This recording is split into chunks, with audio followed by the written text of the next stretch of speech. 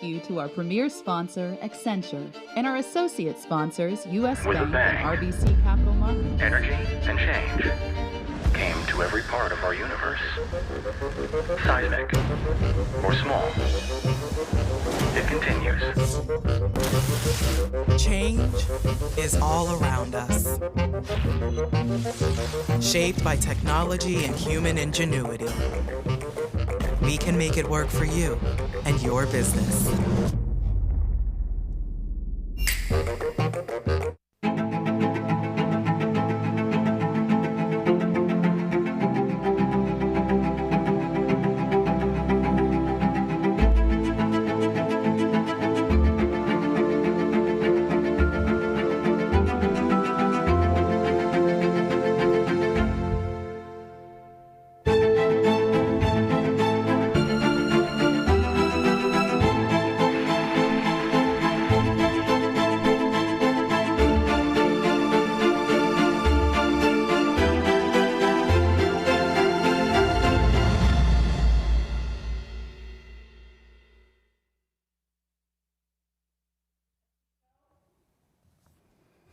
Good morning, everybody. I'm Andrew Ross Sorkin, and welcome to DealBook 2020. This is going to be a little bit different than we've done before. I want to thank all of you for joining us this morning. I know we've done this in person together over the years, but this year we're doing it virtually, and we hope to make it as interactive as we have in the past. We have a huge lineup of tremendous guests with some news-making interviews over the next 2 days, and we want you to be part of it throughout the next 2 days. I'm looking forward to it. There is a chat feature where I'm hoping you will be asking questions throughout these conversations. We'll be doing some polling and so much more. You can chat to me. I'll try to get to you myself in between, and we may even try to pull some of you on the stage throughout the day. We are thrilled to begin today's event with a remarkable newsmaker, and that is Masa-san. Masa-san is here, chairman and CEO of SoftBank is joining us this morning. He is joining us from Tokyo. We are thrilled to have Masa join us with us this morning. He, I should say, is one of the most consequential technology investors of his generation. Back in 2000, he invested $20 million in Alibaba. He says he offered that funding because of the twinkle in Jack Ma's eyes. His Vision Fund now owns stakes in everything from Uber to TikTok's parent, ByteDance. At age 16, Masa-san moved to the United States, where he learned English. He went on to study at Berkeley. And he had hundreds of inventions that he used to write in a little book. He called it his invention idea notes, one of which was an electronic translator. He later sold that for nearly $1 million to Sharp. There is so much to talk to Masa-san about this morning, about technology, about the future, and really what has been a remarkable roller coaster ride for all of us, including him, at SoftBank, which at one point, I should note, had lost about $50 billion of value, but is now up a whopping 144% since the bottom. He's pivoted the company, and there's so much going on, and we want to welcome him to this conversation live from Tokyo this morning. Masa, it is great to see you. Thank you for being with us. Well, Andrew, thank you for inviting me. I'm excited to join the chat. It's nice to see you again. I hope next time we do this, we can all do this in person. As I said, there's so much to talk about, but I'll tell you where I want to start the conversation because I think you were early on this. Back on March 11th, you went on Twitter for the first time in many years, actually, I think 3 years, and you wrote, "It's been a long time since I tweeted. I'm worried about the situation of the new coronavirus." You've always been the eternal optimist, so I want to know what was happening in your mind then. What were you thinking about, and what were the steps that you began taking? Well, I have felt this is not just a flu that some people were talking back then. I said this could be very dangerous. This could infect many hundreds of millions of people around the world, and many people might die because of this. And I was so much worried that this is something that's going to change people's lifestyle, and it's a life-threatening thing. And I was very just I started feeling this could be something much bigger than people may think. Back then, the beginning of March, people were still optimistic. I was starting to get nervous about it. So I offered the free PCR testing to 1 million people in Japan, that I provide all the funding and provide the testing kits, and I tweeted that, and so many people, most of them, the doctors on the street, they criticize and say, don't do 1 million people's free test, because that would discover so many people of the infection, and that cause panic to the society. So you are trying to cause panic to the society. You're not the specialists. You are not medical doctors. You're amateur on this thing. Don't just leave us alone and shut up. So many tweets against me. Only maybe 1% people said that's a great thing. 99% people said don't do it, and it was so unpopular. And I said, after several hours seeing all the tweet, I said, maybe this is something that you guys don't want, and I would shut up. So I changed the course, and people say, well, rather than the PCR testing, what people need shortage is a mask and medical gowns and protection and so on. So I said, okay, if that's what you want, I will still give the donation. I will give tens of millions of masks for free as my donation, and try to help medical doctors with all kinds of protective gowns. And so I donate many things. People appreciated that, but still people were criticizing me about the PCR test offer. I I thought at that time people would change their mind. People would start appreciating my offer later on, when situation become much more serious. Now people realize the importance of PCR test. We have to test, identify, and evacuate. So I think I should have more fight it even though people disagree. Maybe I should have fight it more. But at least right now I'm offering that service. I create a testing center, and I'm offering, to the millions of people now. So you are now running the largest private testing facility, from what I understand, Yes. in all of Japan. Yes, yes. And Japan has done remarkably better, in truth, than so many other countries.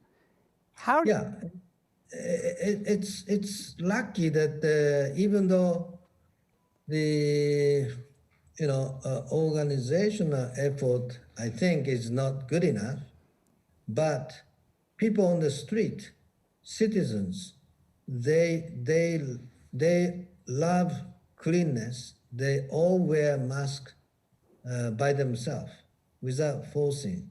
Okay, so they are very conscious about this, and citizens' effort has been functioning very well. How do people there, and how do you view what's happening here in the United States as the COVID cases continue to rise? We're going to have Dr. Fauci on, as well as the CEO of Pfizer, who's just announced the early test results of this vaccine. But what is the view from your perspective of what's happening in the United States? Yeah, well, I think the technology of the vaccines and other things solutions are coming from, scientists, doctors. They're coming. One of the most leading countries is U.S. So people are expecting the benefit out of it, but still the severeness in the U.S. is pretty high. I'm very much afraid of all my friends in the state. I hope things get better quickly. I have so many friends in the state. I'm worried. We're in the middle of a transition in terms of the elections in the United States. You went and visited President Trump during the transition last time. I'm curious what you make of what's happening here in the U.S. right now. Well, I think there are lots of difference in opinion, but American people at the end is one of the smartest country, and there is solution coming with a vaccine and medical antibodies very soon.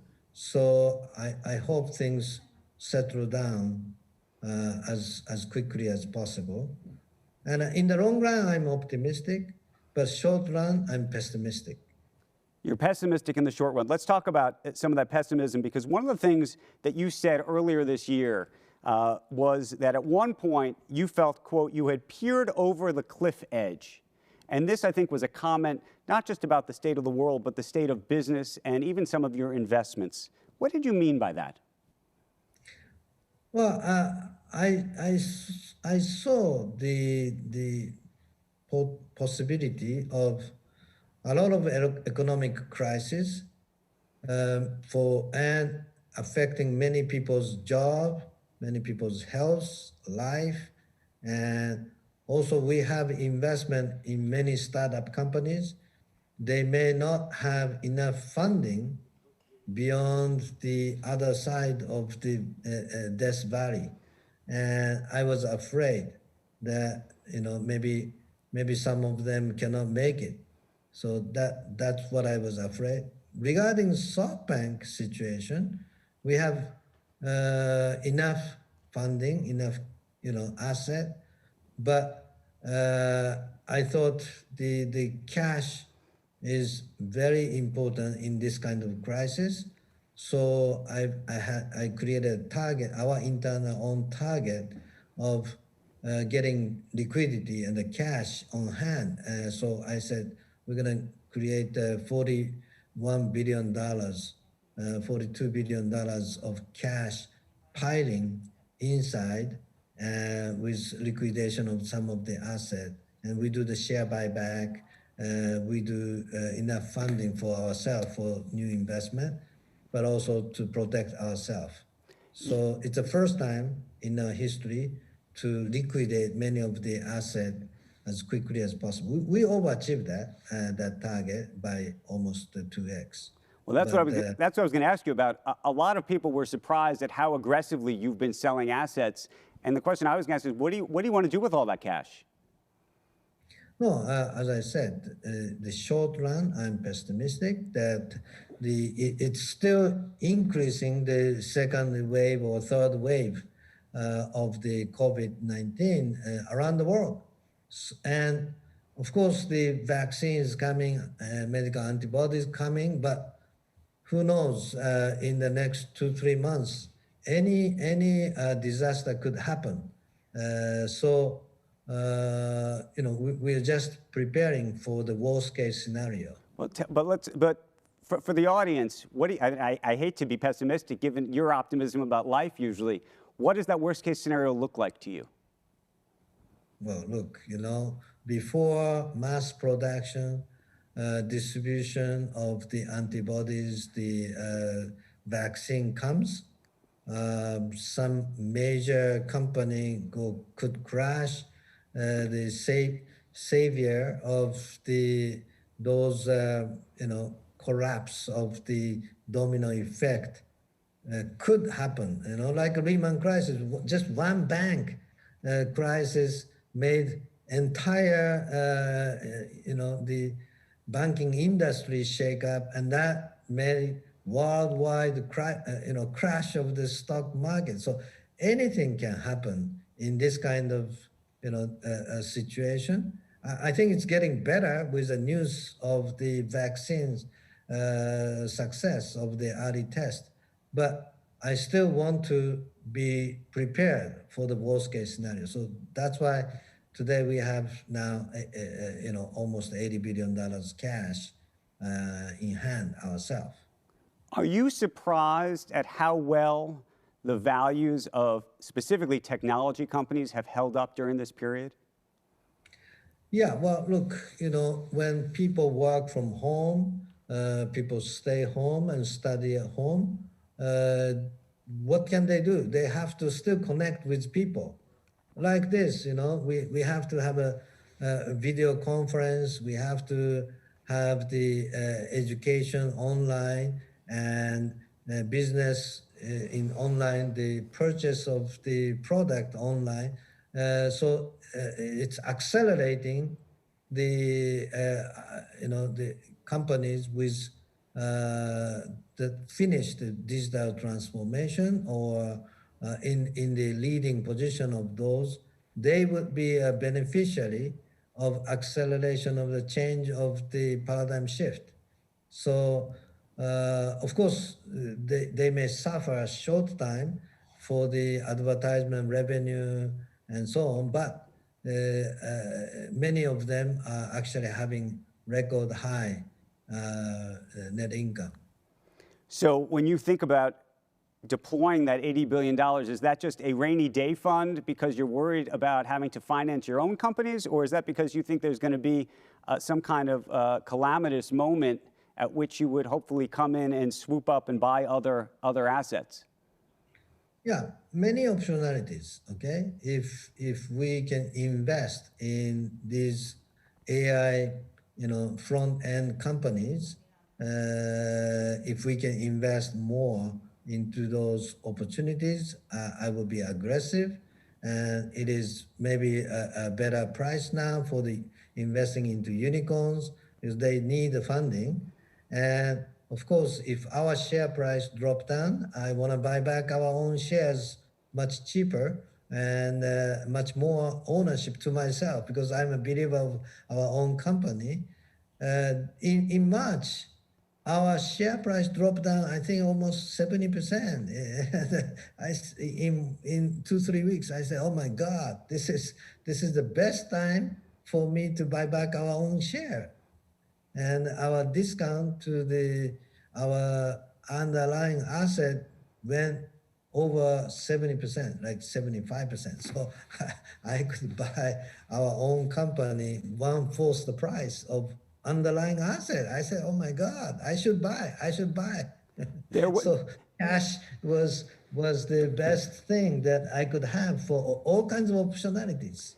Masa, there were reports at one point that you were thinking of taking the company private. Is that still something you'd think about? No comment.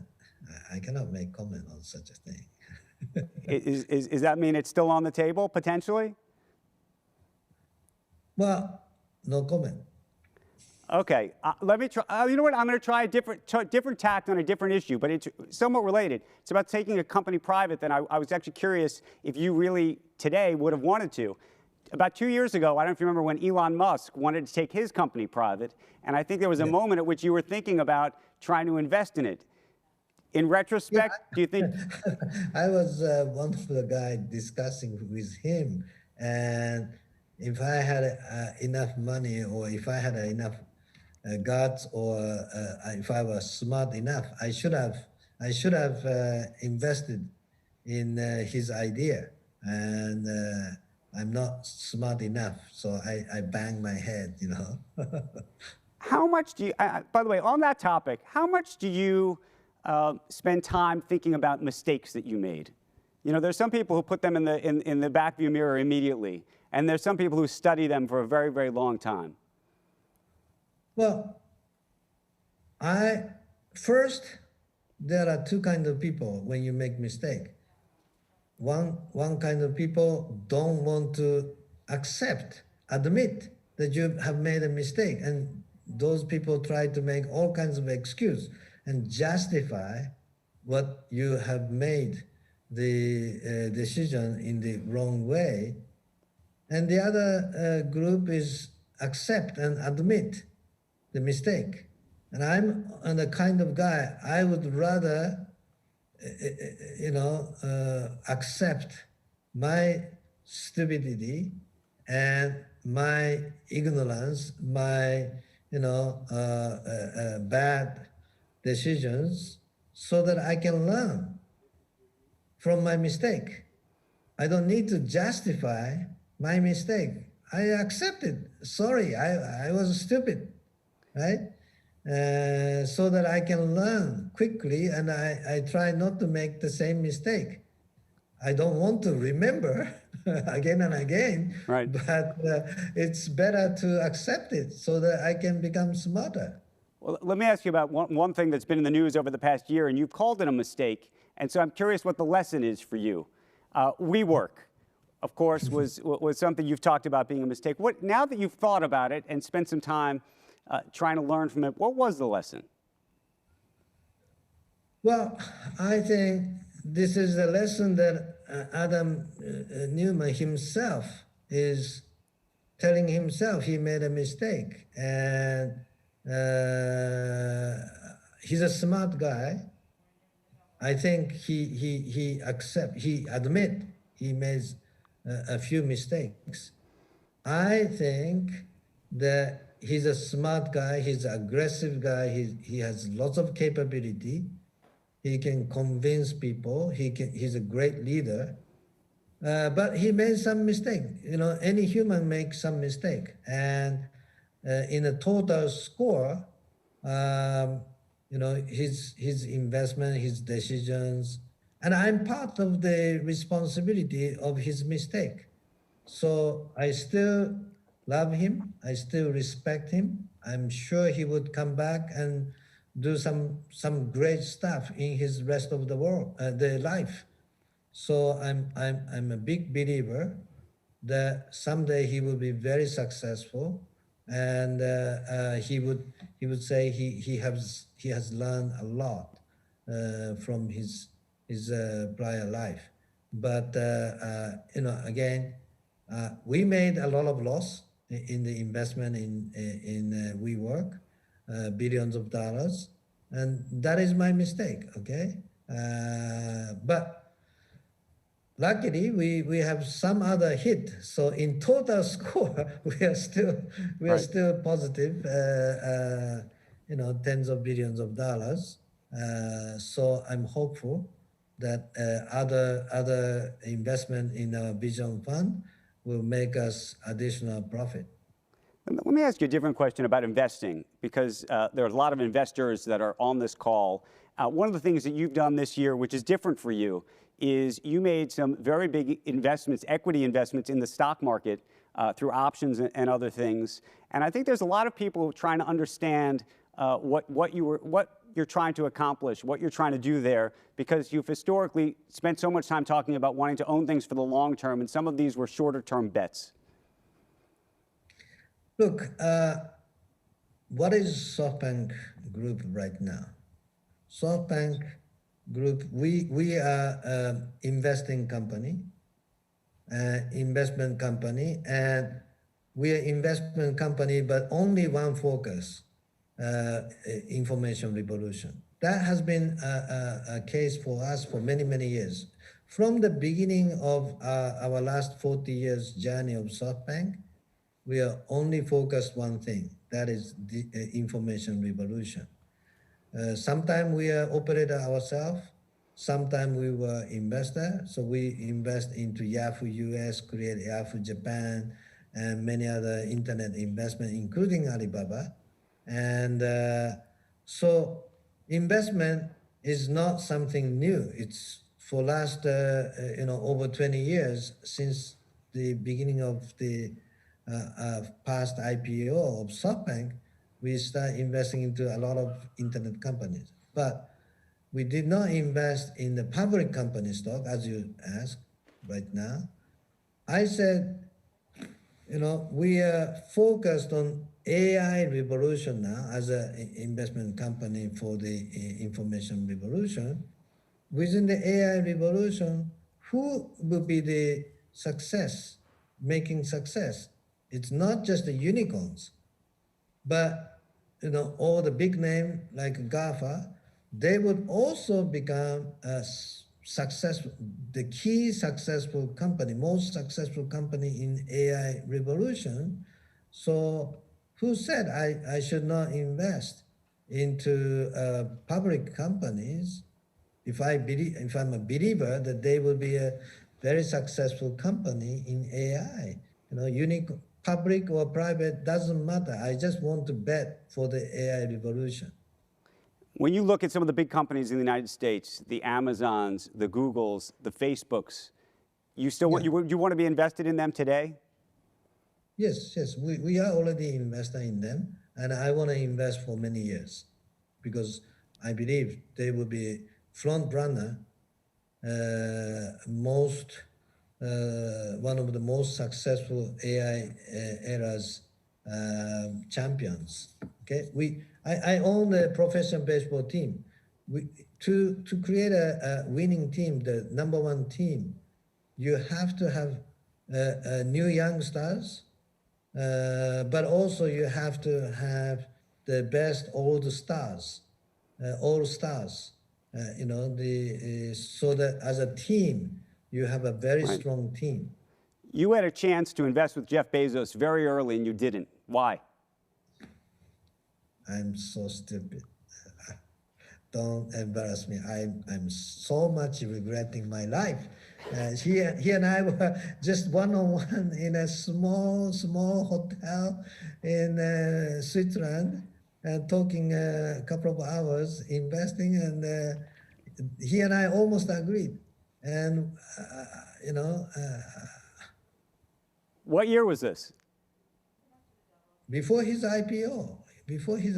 So we were talking, SoftBank invest $100 million to own 30% of his company. And so the valuation we were talking was like $300 million. And he said, no, Masa, you're crazy. We're not $300 million company. He said, we are $350 million company. So the gap was only $50 million. And we were talking. And I said, okay, maybe you're right. Maybe we're close enough. And I would talk to my guys in Tokyo and come back to you. And right after the trip, I went to talk to my guys, and everybody said, maybe that's crazy idea. Maybe you're right, but where is money? And after discussing 1 hour, I said, well, you're right, we don't have money.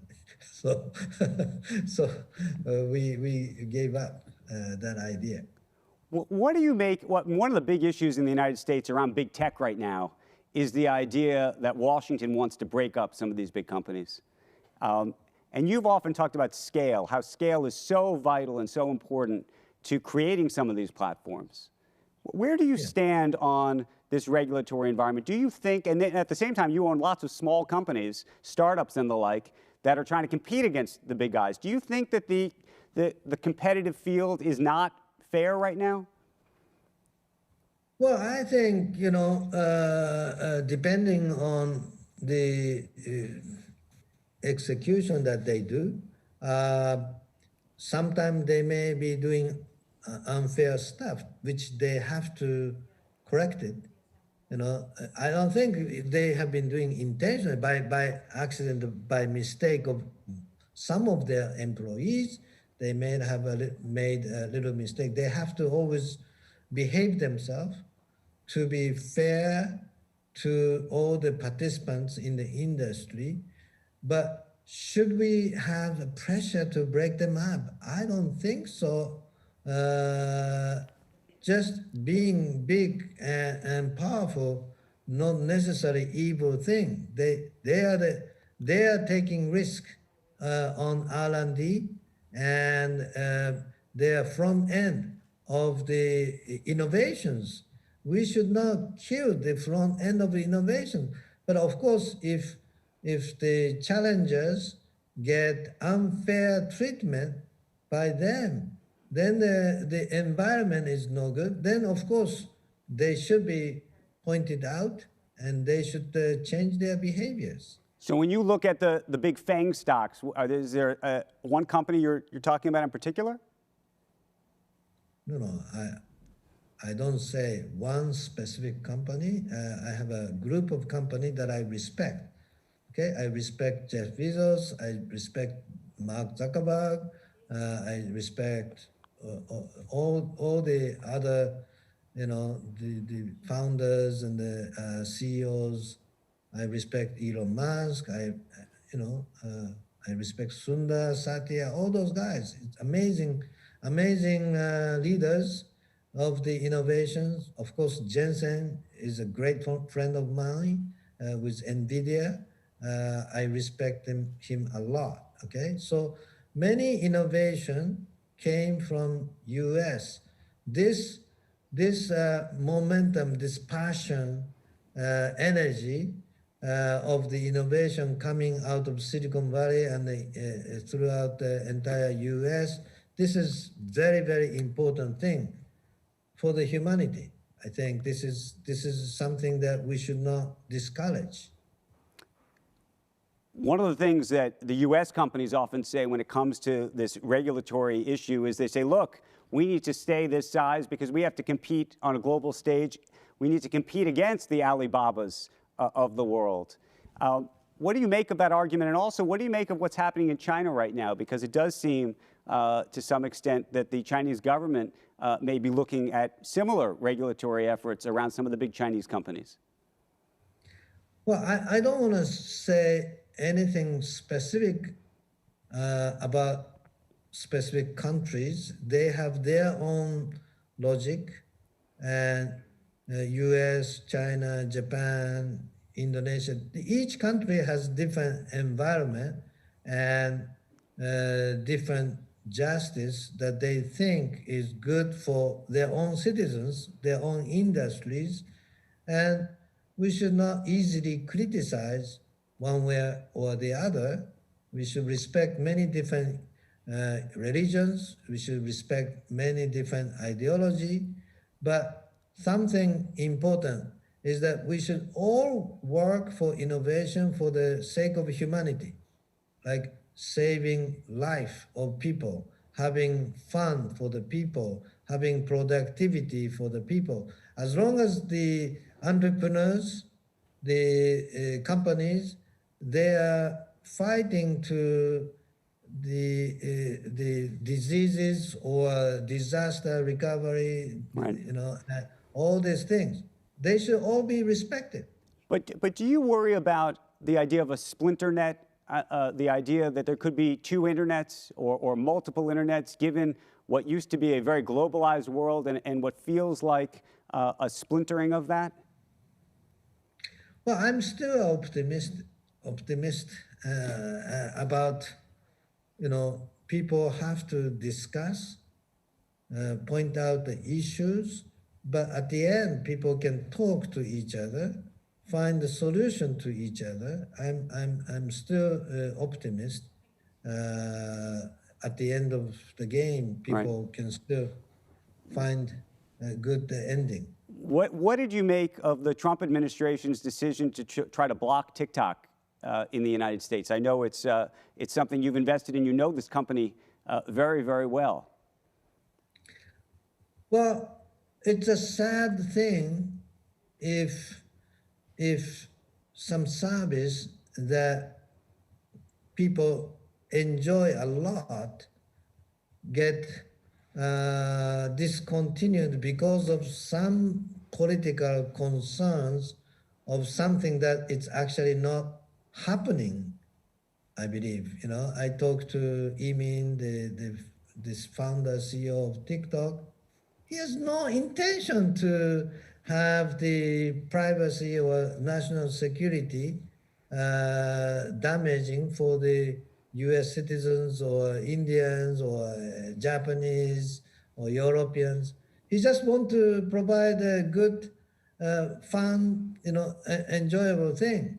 And so I hope, if there is any concern, of course, there is always a solution, like putting servers in each countries where the politicians may feel much more comfortable about protecting security, national security, and block to the outside. And so there's always a solution. And like this time, I believe having the crowd in Oracle, that Oracle. I'm also a good friend of Larry Ellison, and Larry was telling me that he would make sure that people feel much more comfortable about protecting this national security and so on, Right. which is one of the good solutions. As a technical solution, there's always a technical solution for the concern people may have. But do you think that there are real national security issues, or do you think this is just politics?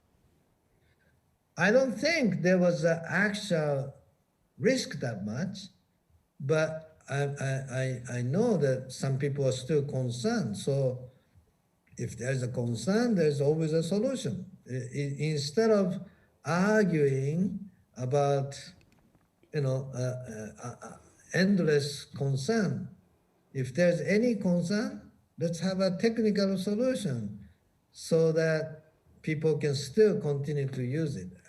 I'm in the camp of the believing people's goodness. Do you think that's true, by the way, of hardware, not just software? I ask because obviously in the U.S. there's been a big debate about Huawei. There was a debate about Huawei in Japan as well.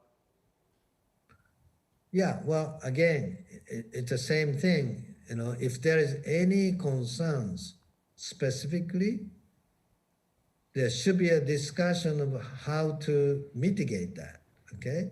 And there is always a technical solution without making it too much political, I think. Of course, people can have, the politicians and some people can have always concern.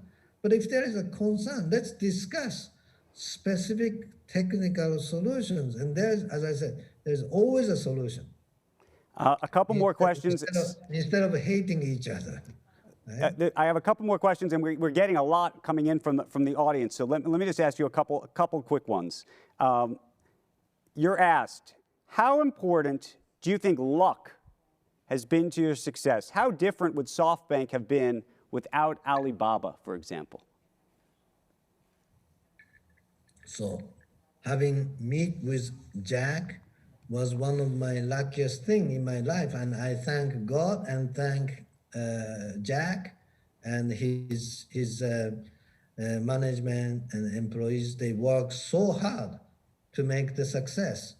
I'm a lucky guy to get to meet with those opportunities, but also in your life, if you stay for many years, tens of years, you have unlucky thing and lucky thing come, like a roller coaster. No one has always lucky thing. No one would have only miserable thing. It's a mix of event almost every day or every year. So I think the important thing is when the lucky thing comes, you should work hard to capture it. When the unlucky thing comes, you should work hard to solve it so that you can protect, you can survive. It's, half of the result is your own responsibility. If you Right. spend 40 years in business, you end result is your own responsibility. That's my thinking, okay? Mm-hmm. Because lucky thing, unlucky thing comes, almost evenly. We got a couple questions coming in here, Masa, about Bitcoin. You reportedly had bought into Bitcoin many years ago and then sold at, I think, close to the top, frankly. Bitcoin is now moving again, as you know. Is it the future? Well, one of my friends strongly recommended that I should invest at least 1% of my asset, my personal asset, invest 1% into Bitcoin so that at least you can feel something that you don't understand. I say, I don't understand. So, but he said, okay, just try out, don't argue, try out, put it 1%. I said, okay, maybe you are right, something that I don't know. So I would like to see how I feel. So I invest, I think a couple of $100 million, $200 million or something. That is like 1% of my asset at that time. And I was looking at the price, and every day I said up or down. So I said, this is no good. This is something I don't understand. But my mind share is somewhat affected. I'm at least looking at 5 minutes a day. How the price was, and I said, this is distracting my focus on my own business, so which I don't understand. It may go up later, it may go down later, but I don't want to spend 1 minute at least checking the price every day. So I said, okay, I would sell whatever the price. And I sold with some loss. Maybe I lost 50 million. I don't know. I forgot. But I lost some money, and I sold it. And I feel so much better. It may be today, it's maybe more than the price I sold. But I feel so much better because at least I don't have to put my mind in something I don't understand. So this is not something long-term you think is going to be necessarily the future. I know you're somebody who's thinking 300 years out. Yeah, I think digital currency is definitely going to be useful, and with the security and so on, I think this is the digital currency will definitely be there. But I don't know what digital currency, what structure, and so on. I would rather focus my 300 years for something that I feel passionate, which is the AI focus right now.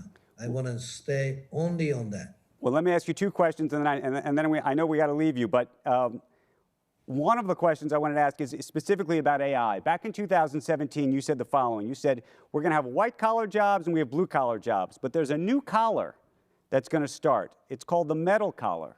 And the metal collar will not only replace most blue-collar jobs, but many white-collar jobs too. So when they become so smart and muscles move, this is robots, what is the definition of mankind's job? What should it be? What's going to happen to replace many of our jobs? And you asked the questions, but I'm curious 3 years later whether you think you have perhaps an answer. Well, I think it is accelerating to happen. The AI is getting smarter and smarter, as we see in the last 3 years. I think that this will accelerate. Many of the jobs that mankind used to do will be replaced. So we don't have to work 8 hours a day. We don't have to work 10 hours a day. Maybe 3 hours a day or 4 hours a day. Most people can still have enjoyable and productive working days and hours. And all back 100 years ago, people had to work so much to just get the water every day, just to get the food every day. Now we don't have to do that. It's available 24 hours without going to the mountain or river.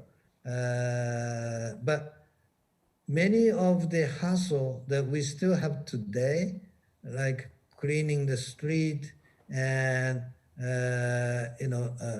manufacturing products, they will be all replaced by robots. So people can utilize the hours more human-like thing. Let me ask you a final question. Also, this came in, I should tell you, a couple of versions of this came in over Twitter. Being an entrepreneur, it's the age-old question, being an entrepreneur, are you born with it or can you learn it? I think anybody can learn. It's equal opportunity. Opportunity is there. It's just your mindset. It's just your effort that you want to go for that. But what do you think it is about you? Because you wanted this so badly, even when you were 16 years old, that you knew it and you had that passion. Yeah, well, look, in Japan, when you are born, when you grow up, you have to have the original home address that you register to the local government. Okay, I was born on a street with no street number. It was not legal place to build a home. So most other people, 99.99% people, live in a home with a home address. I'm born in a home with the official registration in the Japanese government book that I'm born and raised with no street number. Okay, so I start from nowhere. I wanted to become some meaningful guy, at least with a street number. Well, Masa-san, you have become a meaningful guy, and you have a street number, if not many more. And we appreciate you joining us today, doing this virtually. I hope we get the chance to see you all in person. I want to thank everybody for asking these questions, for participating and trying to make this as in person as humanly possible. Masa, before we go, I want to ask everybody in the audience to participate in a quick poll. And we're going to ask this question again, I think, tomorrow as well, in large part because we just had a conversation at some point during our discussion about whether there's a market bubble. And I thought we should ask our audience to find out what they think about that very issue right now. So real quick, if you go into the polling feature on the screen, do you believe that there's a market bubble right now? We're going to ask it. And I don't know, should we show the answer right now, or do you think what we should do is show the answer tomorrow? We're going to show the answer tomorrow during the Jamie Dimon session. So go answer it if you can. Masa, again, a big thank you. I will usually, when we do this at Lincoln Center, sometimes people even stand up and applaud. So I will give you a quick thank you. I want just 1 second, okay? Yep. When we had a beginning of internet, the same question was asked. Is the internet a bubble? And actually, net bubble crashed in year 2000. But the peak of the net bubble today was not the peak. It was just the beginning of internet revolution. So the question it should be is it the bubble of within the short period, or is it the bubble in looking at 10 years or 20 years? Is this a bubble or not? The answer will be very much different depending on the time span that you ask and think. I think this is just the beginning of AI revolution, the tech revolution, information revolution. SoftBank value of the asset that we own has grown 157 times in the last 18 years. When the same period, New York's Dow has increased 2.7 times, Tokyo Stock Exchange 2.1 times, NASDAQ 6 times. SoftBank, from the crash, people thought this was internet bubble crash. I think this is the exciting beginning of the glory and excitement of the future of AI and the information revolution. Well, boy, that's my opinion. May have affected your poll, sorry. Well, boy, do I hope, and I imagine we all hope that you are right. Masa-san, thank you so much for joining us. We may ask that question tomorrow again. We'll get you the answers tomorrow as well. We very much appreciate it. I do hope to see you in person very, very soon. And thank you again for joining us. And thank you all for joining us as well. We'll see you back here at 11 o'clock when Dr. Fauci will join us then. Thanks again.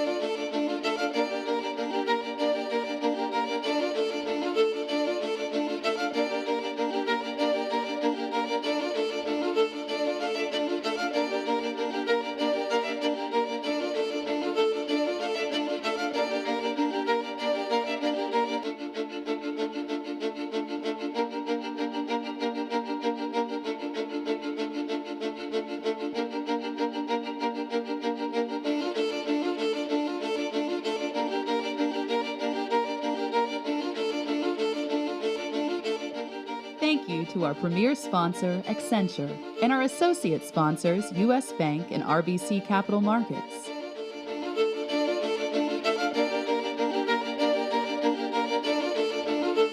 With a bang, energy and change came to every part of our universe.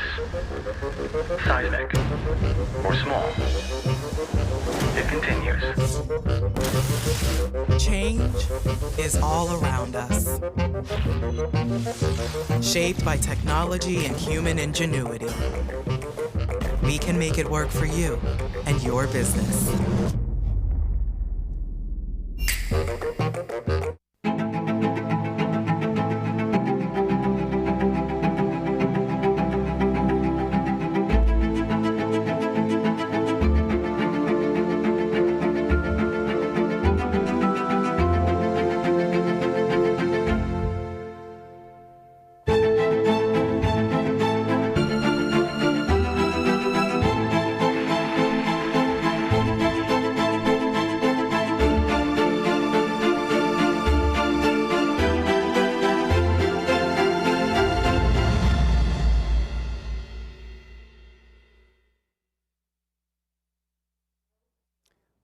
Welcome back to DealBook. I'm Andrew Ross Sorkin. Thank you all for joining us again.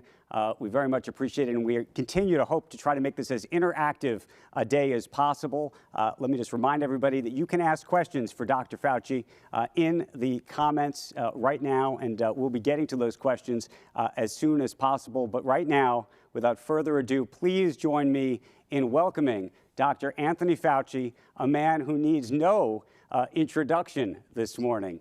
Doctor, thank you so much for joining us. Thank you very much, Andrew. I appreciate you having me on. It's great to see you.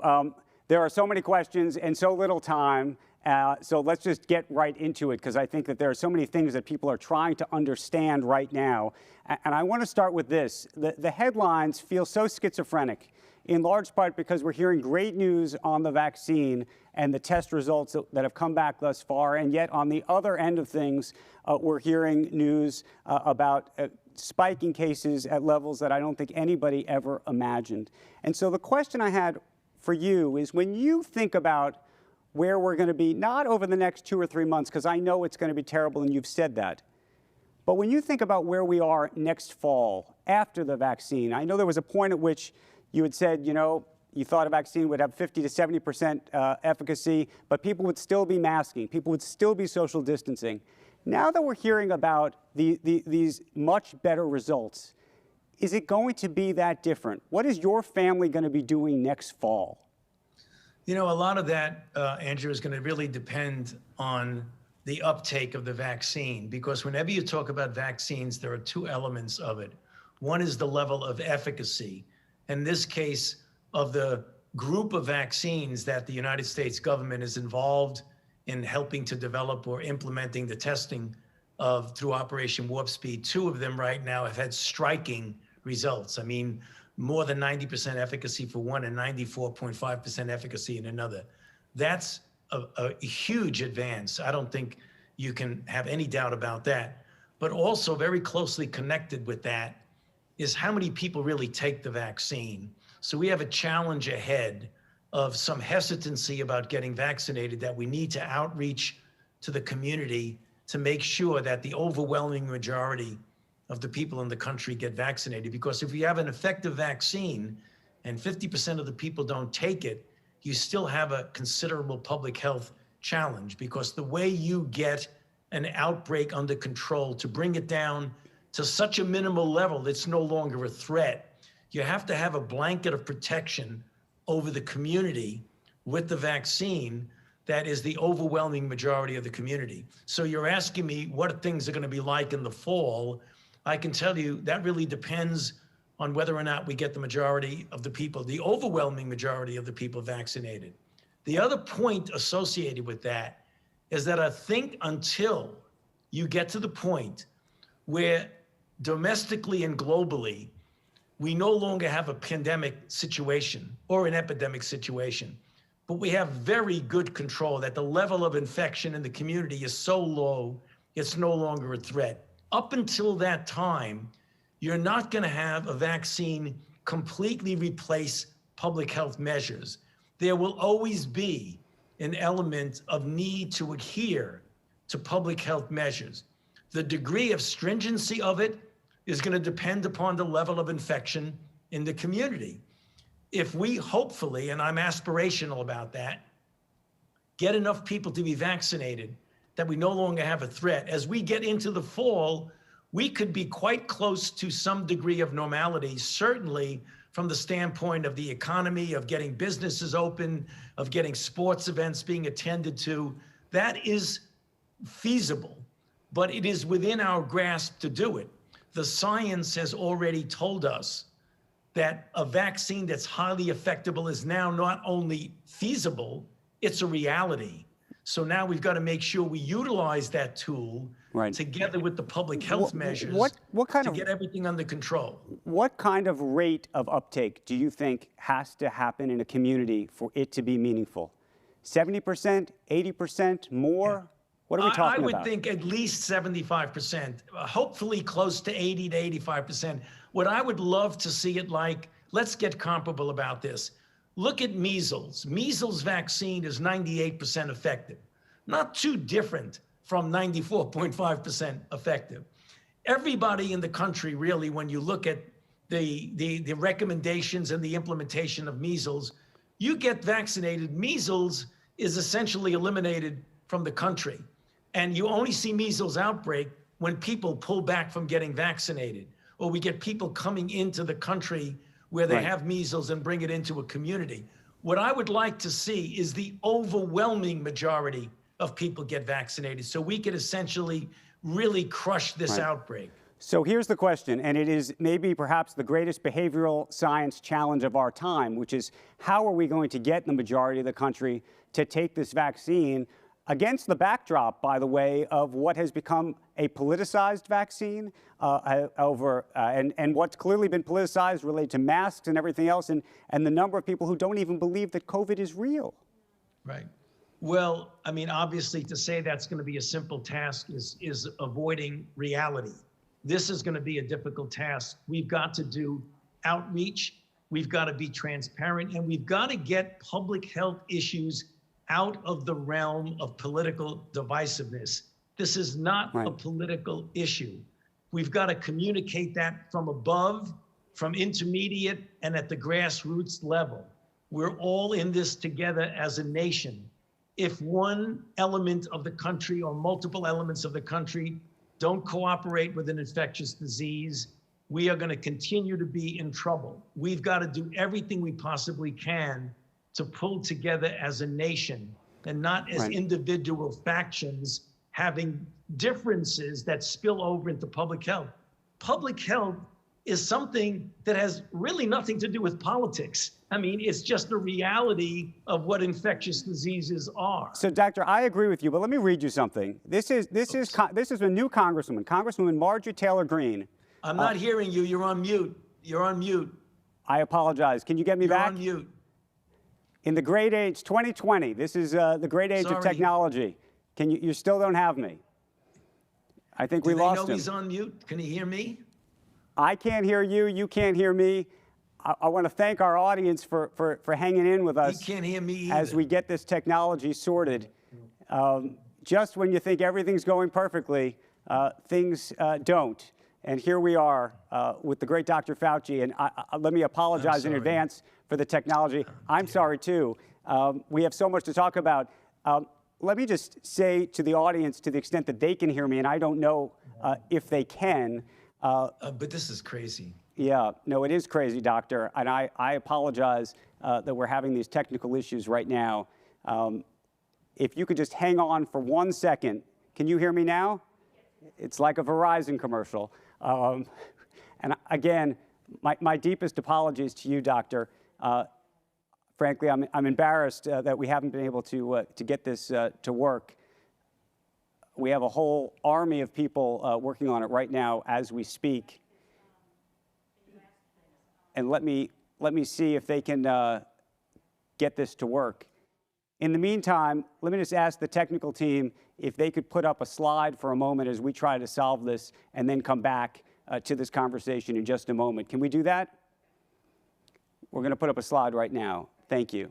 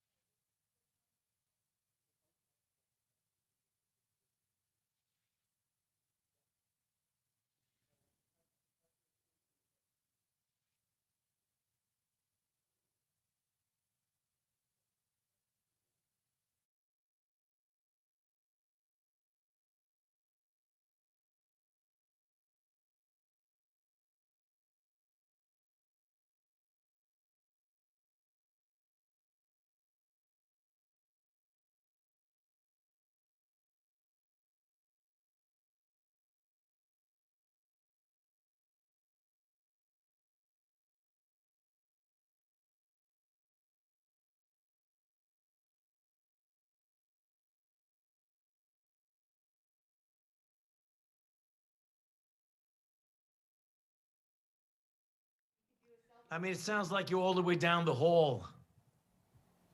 It sounds like I'm down the hall. Can you hear me now?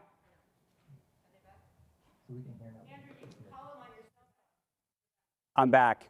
I think we are, I know we've been experiencing technical difficulties. As I said, it's 2020. What can we do? Doctor, can you hear me now?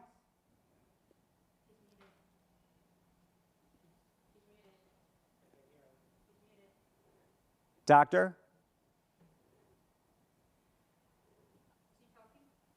The doctor's not talking because he can't hear me. I apologize. He can hear me, but I can't hear him. We're going to take another pause, and we will try to come back and make this work. I am so very, very sorry to all of you who've joined us. We are going to try to make this work as soon as humanly possible.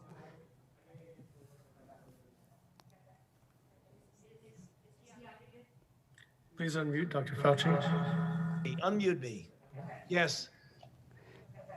Doctor. So, you know, I'm hearing Andrew in a very warped way. He sounds like he's way down the hall. He's coming from another mic, so he's not coming from his hot mic that's connected to him. Yeah, he's coming from another mic, not from the mic that's on him. I'm sure of that, because it sounds...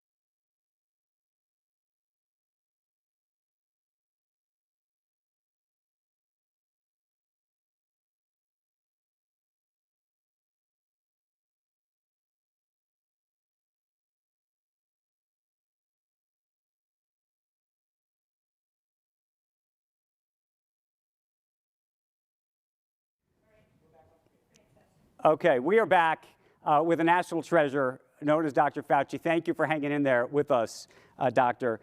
What I wanted to do was ask you, you had said right before we got cut off, we were talking about how this has become politicized, but I want to read you something. This is Congressman Marjorie Taylor Greene of Georgia on Twitter. She's a new congresswoman, and she writes, "Our first session of new member orientation covered COVID in Congress. Masks, masks, masks, they said. I proudly told my freshman class that masks are oppressive.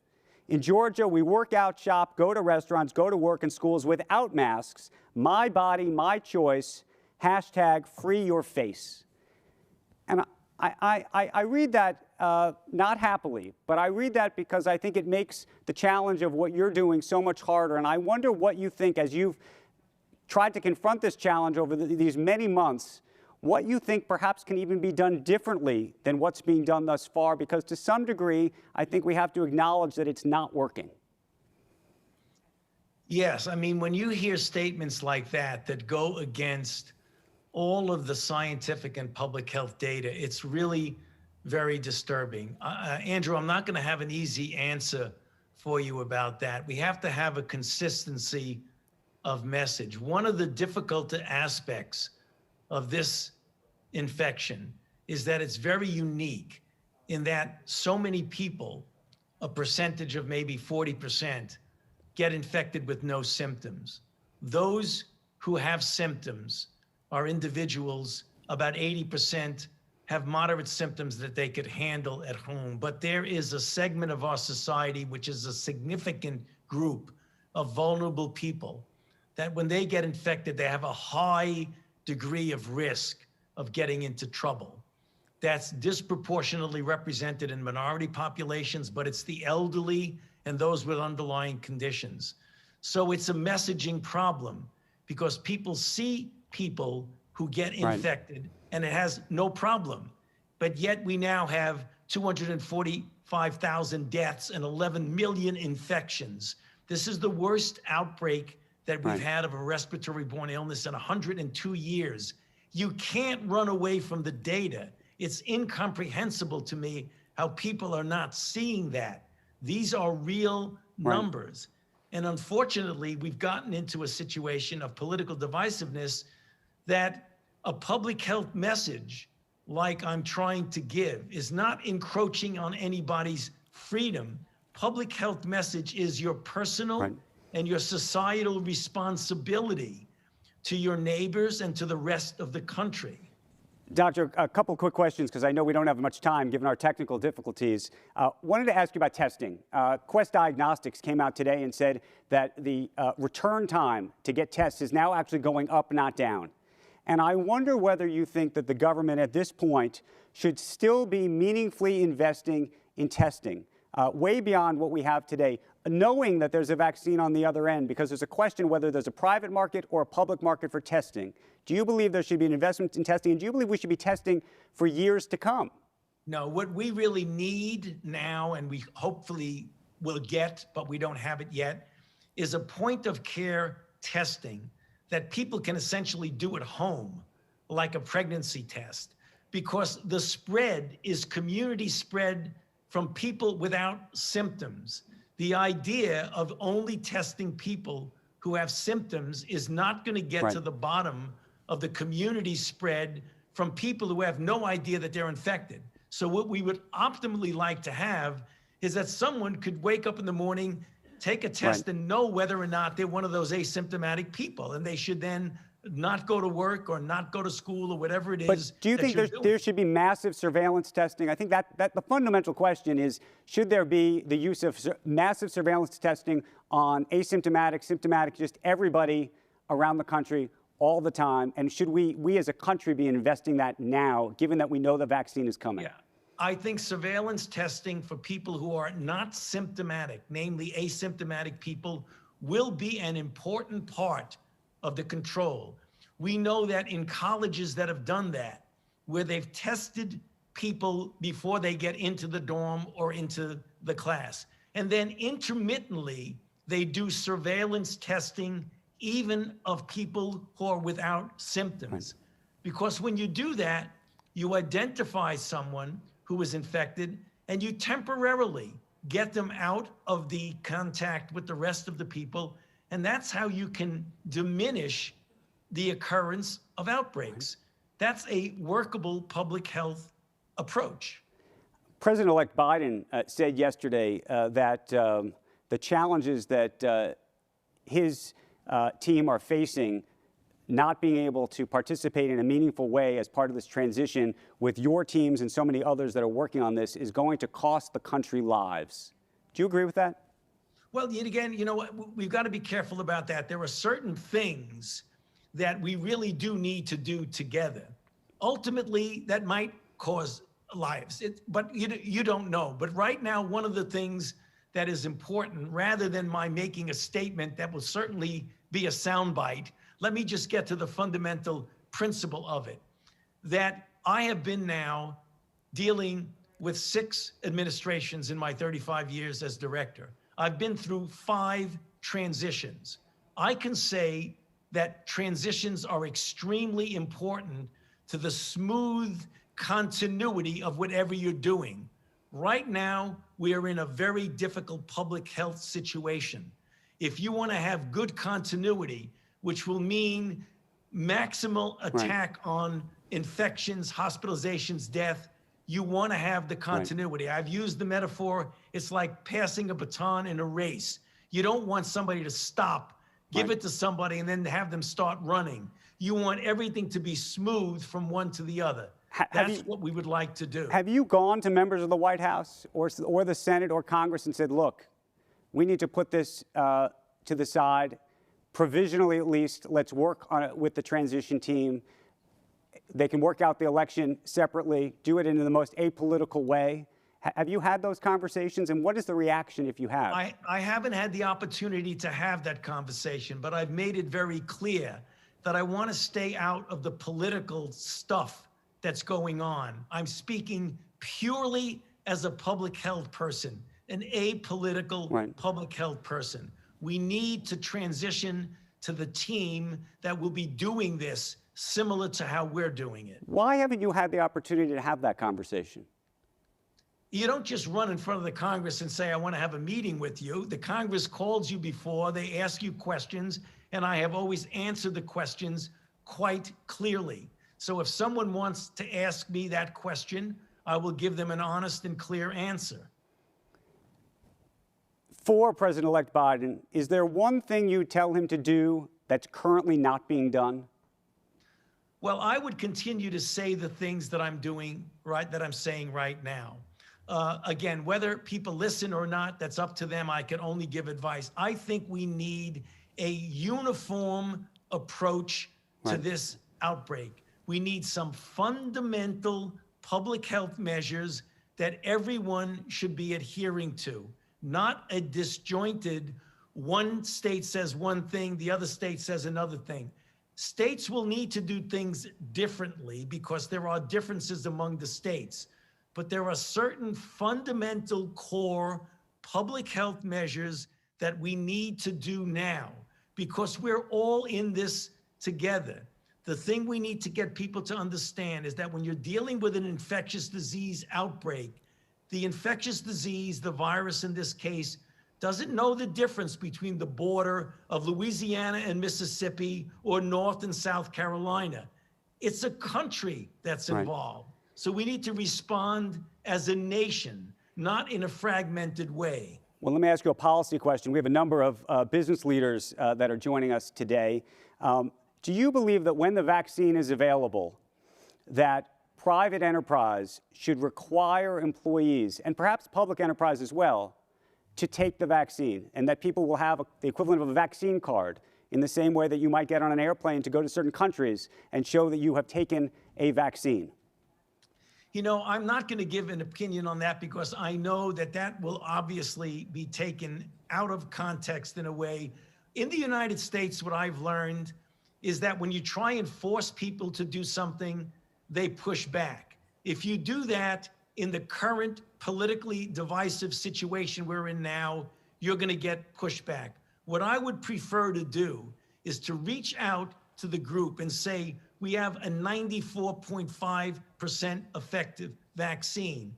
Take a look at the data.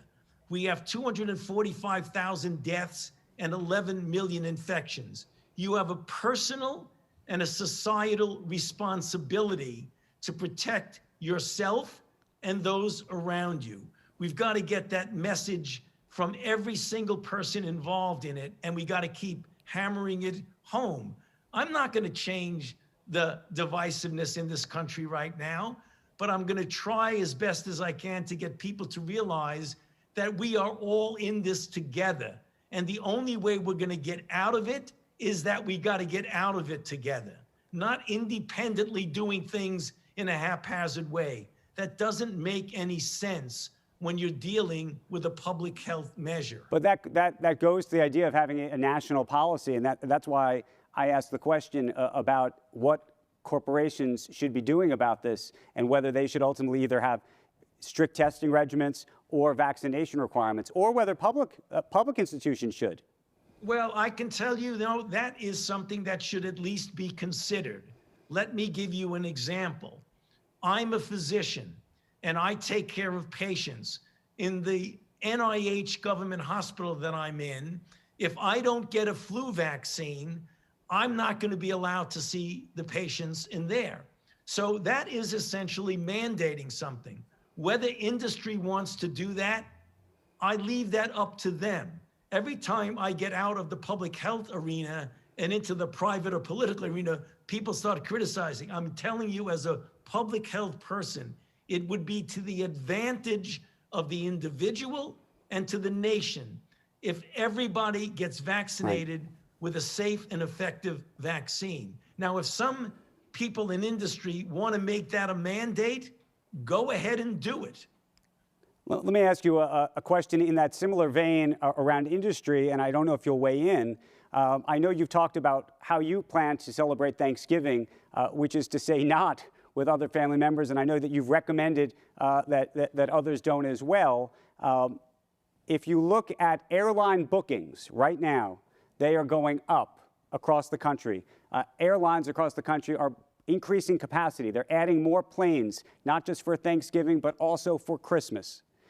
As a public policy, from a health perspective, do you believe that is good policy? Right. What I say, and it will answer your question, Andrew, I'm not going to evade the question, is that each individual family unit needs to make a risk-benefit assessment for what they want to do with the holidays. It will be different for each person and each family unit. If you have in your family vulnerable individuals, the elderly or people who are immunosuppressed, obese, diabetes, heart disease, you have to ask yourself, for this particular holiday season, do you really want to take the risk of endangering the health and the life of a loved one?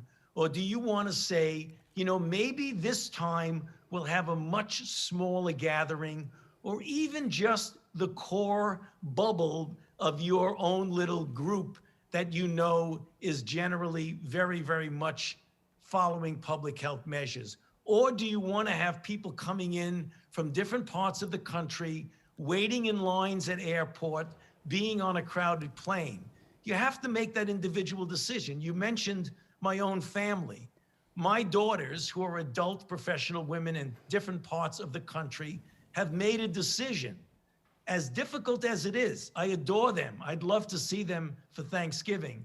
They've made a decision that they want to protect their daddy. They don't want to put me in a position. So as difficult it is for them, we're going to forestall a family Thanksgiving. I'm going to sit down with my lovely wife, have a meal, and watch them on Zoom and wish each other a Thanksgiving happiness. Not every family may want to do that. I think each family makes an own risk-benefit assessment. Let me ask you a separate question, and this is about therapeutics, which is to say, how critical do you think the therapeutics are going to ultimately be in terms of changing the dynamic of this? And which ones do you think are the most likely to be favorable that are in development right now? This is beyond Regeneron that I'm talking about. I'm talking about things that you might be able to get in the future at your local CVS or your Walgreens. We spend a lot of time talking about vaccines. That's why I'm curious if we should be talking more about therapeutics. No, therapeutics are important. There are two aspects of therapeutics. There are therapeutics for someone who is sick with advanced disease. We have some of them right now that have dramatically diminished the death rate because we know how to treat them better as physicians and healthcare providers and nurses. But we also have things like dexamethasone and remdesivir. For people early on, what we do need are medications that are orally administered that you can give to someone who has symptoms to keep them from requiring hospitalization. That's the thing that we desperately need, and we are making major investments. Obviously, monoclonal antibodies are very important. We were quite successful with monoclonal antibodies with Ebola. We feel that under certain circumstances, monoclonal antibodies will be quite successful for COVID-19.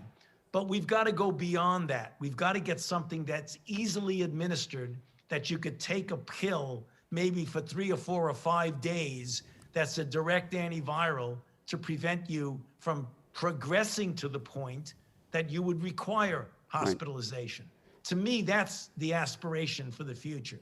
Doctor, we've been getting lots of questions that have been coming in from those who have joined us. This is a bit of a philosophical question that I'd like to pose to you, which is the Trump administration has been criticized for not following science, oftentimes at least.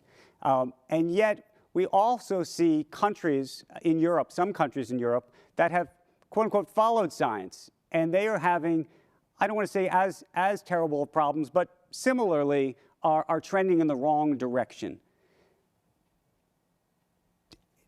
What do you make of that? What do you make of the idea that there are countries that are following the science and maybe countries that aren't, and yet the results may not be totally different?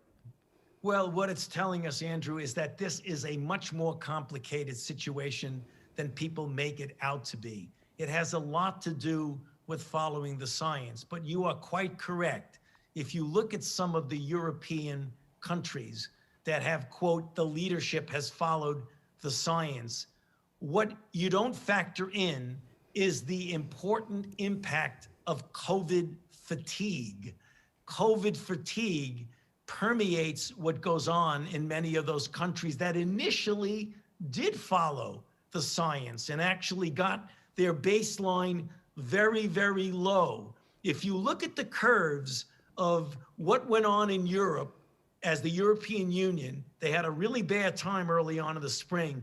They came down to a very low baseline, and they stayed there for a long period of time.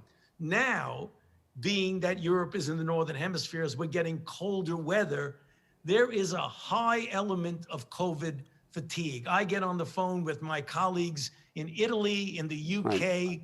They're telling us the same thing. So it transcends this issue of following the science or not, and has to do with COVID fatigue, which is one point I would like to make, Andrew, is that given the fact that we've been fortunate enough that the science has given us at least 2 and likely more vaccines that are highly effective and safe, we should use that vaccine to say, you know, there is light at the end of the tunnel. I use the metaphor, the cavalry is on the way, which means rather than give up on public health measures, we should say, now that we see the end in sight, now is the time to double down, put aside the COVID fatigue and say, we're going to implement public health measures to the point when the vaccine gets to that point that you mentioned early in the discussion, where we have a blanket of protection, then COVID fatigue will go away because we won't necessarily have to be as stringent as we are. You're not going to abandon public health measures completely, but you won't have them as stringent as they are right now. Doctor, you long talked about the potential for something like COVID-19. I don't want to leave us on a down note, but what's the thing you worry about next? Next? You know, that's an interesting question, Andrew. People have asked me throughout the years what my worst nightmare was. And I've always say, well, it's a brand new infection that jumps species, that's a respiratory borne, and that has a spectacular capability of going from person to person and has a high degree of morbidity and mortality, either in the general population or among selected groups. Well, here we are. You know, I'm living that thing that I feared the most. Let us get out of this, and hopefully the lessons that we will have learned from this, we will have enough corporate memory that our preparedness will not let something like this happen again. So I worry about the next pandemic because that's what I do. That's what I've devoted my entire professional life to. But right now, let's focus on getting out of this one, and then we'll worry about the corporate memory for the next one. Dr. Fauci, we appreciate you joining us, for sticking with us. We appreciate it, and we appreciate everything you're doing for this country. Thank you so much. And thank you, Andrew. for joining us, everybody. We have a lot more coming up. We have another session at 1 p.m. where we'll continue a lot of this conversation with Bill Gates, the CEO of Pfizer, as well as the head of the Vaccine Confidence Project. We'll be back then. Thank you again, Doctor.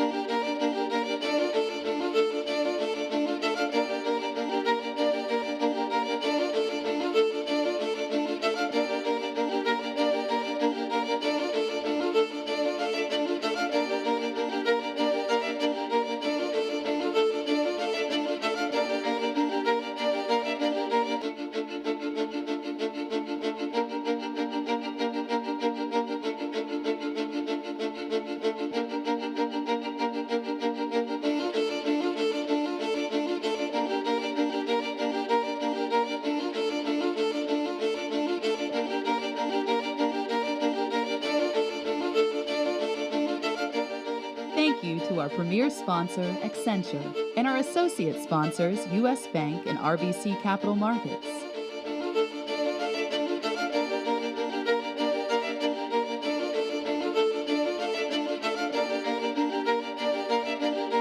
With a bang, energy and change came to every part of our universe.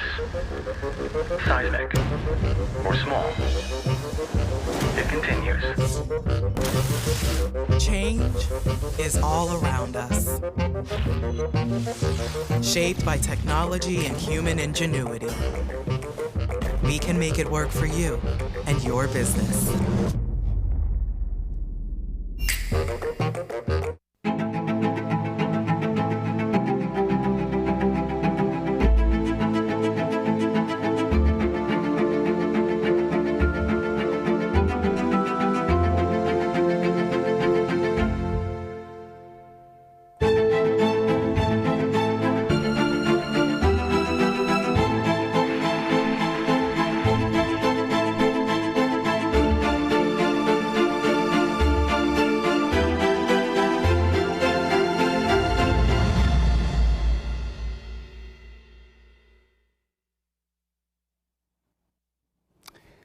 Welcome back to DealBook. It is a privilege to be with all of you, and we have a very, very special conversation planned for right now. We want this to be as interactive as possible, and I hope you'll all join us in the comments asking questions, which we can bring to our guests, and also planning to ask you a couple of questions. We're going to take advantage of some of the polling technology this afternoon. As I said, this is a conversation I've been looking forward to all day and for many weeks now. We are joined by Bill Gates, somebody who needs no introduction. I've had the privilege to know Bill for quite some time and to talk to him throughout this pandemic, and he is far and away the smartest person I know about really helping us set the table to understand where we are. I've called him a national treasure, but he is now a global treasure. He's donated more than $400 million to COVID research. He also called this, I hate to say it, in advance back in 2015 when he warned about a possible pandemic of this sort. I should also note he's trying to get into the journalism business. He started a podcast this week, which you can go out and get as well. I should also introduce Albert Bourla. Albert may no longer need an introduction either. He is the CEO of Pfizer, and he has done something quite remarkable with this COVID vaccine, and the trial results that we have seen have been just astonishing, and we're going to talk to him about what that all means and where it is all headed. And then we have Heidi Larson, who runs the Vaccine Confidence Project, one of the most important efforts that I know about to get people to ultimately take a vaccine. And that, as we've talked about with Dr. Fauci, is such an important element of how we're going to get out of this pandemic. And so let me start with Bill. Bill, you and I have had a lot of conversations during this pandemic, and you've always been able to level set me in a very truthful way about where we are. We spent some time with Dr. Fauci, who you know very, very well and who was on your podcast.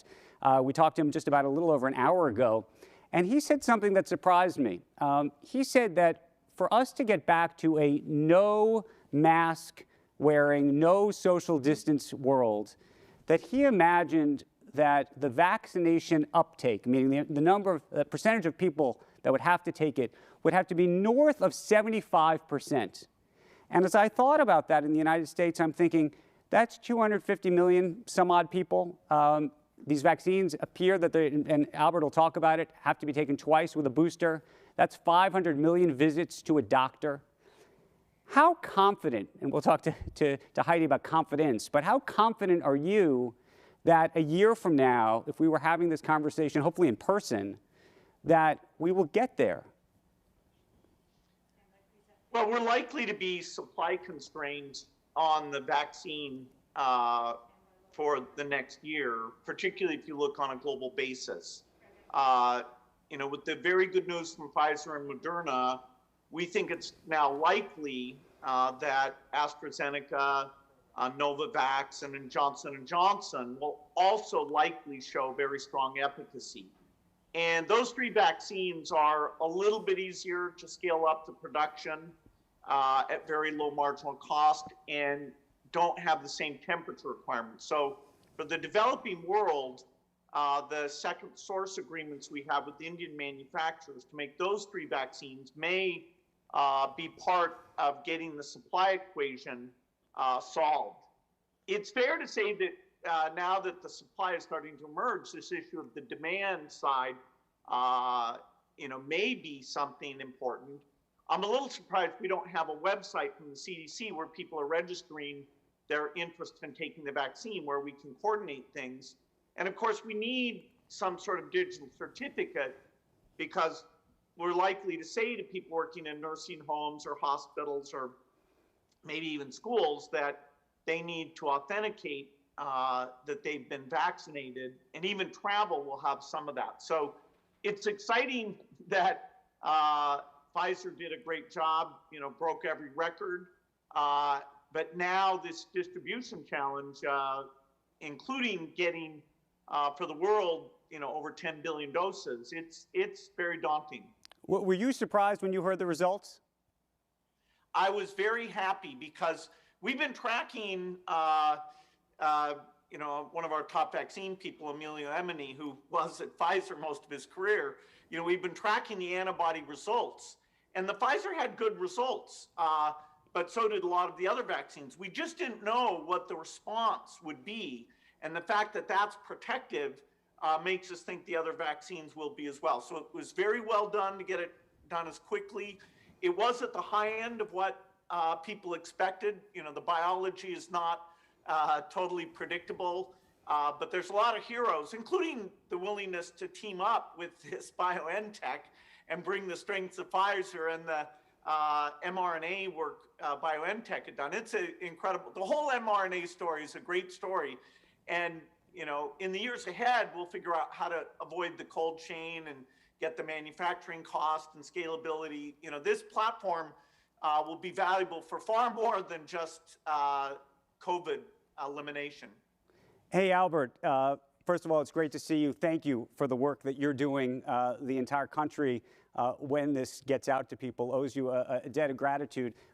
But help us understand this, because I think there's still so many questions about this vaccine. You hear these 90+% numbers, the Moderna number at 94%, but people still don't know how long the vaccine will last. There are questions about the age with which and severity, illness severity. Can you speak to some of the big questions that you think are still unanswered? Yes, there are many questions unanswered, but the fundamental questions about do we have a vaccine, now 2 with Moderna, that have outstanding efficacy have been answered.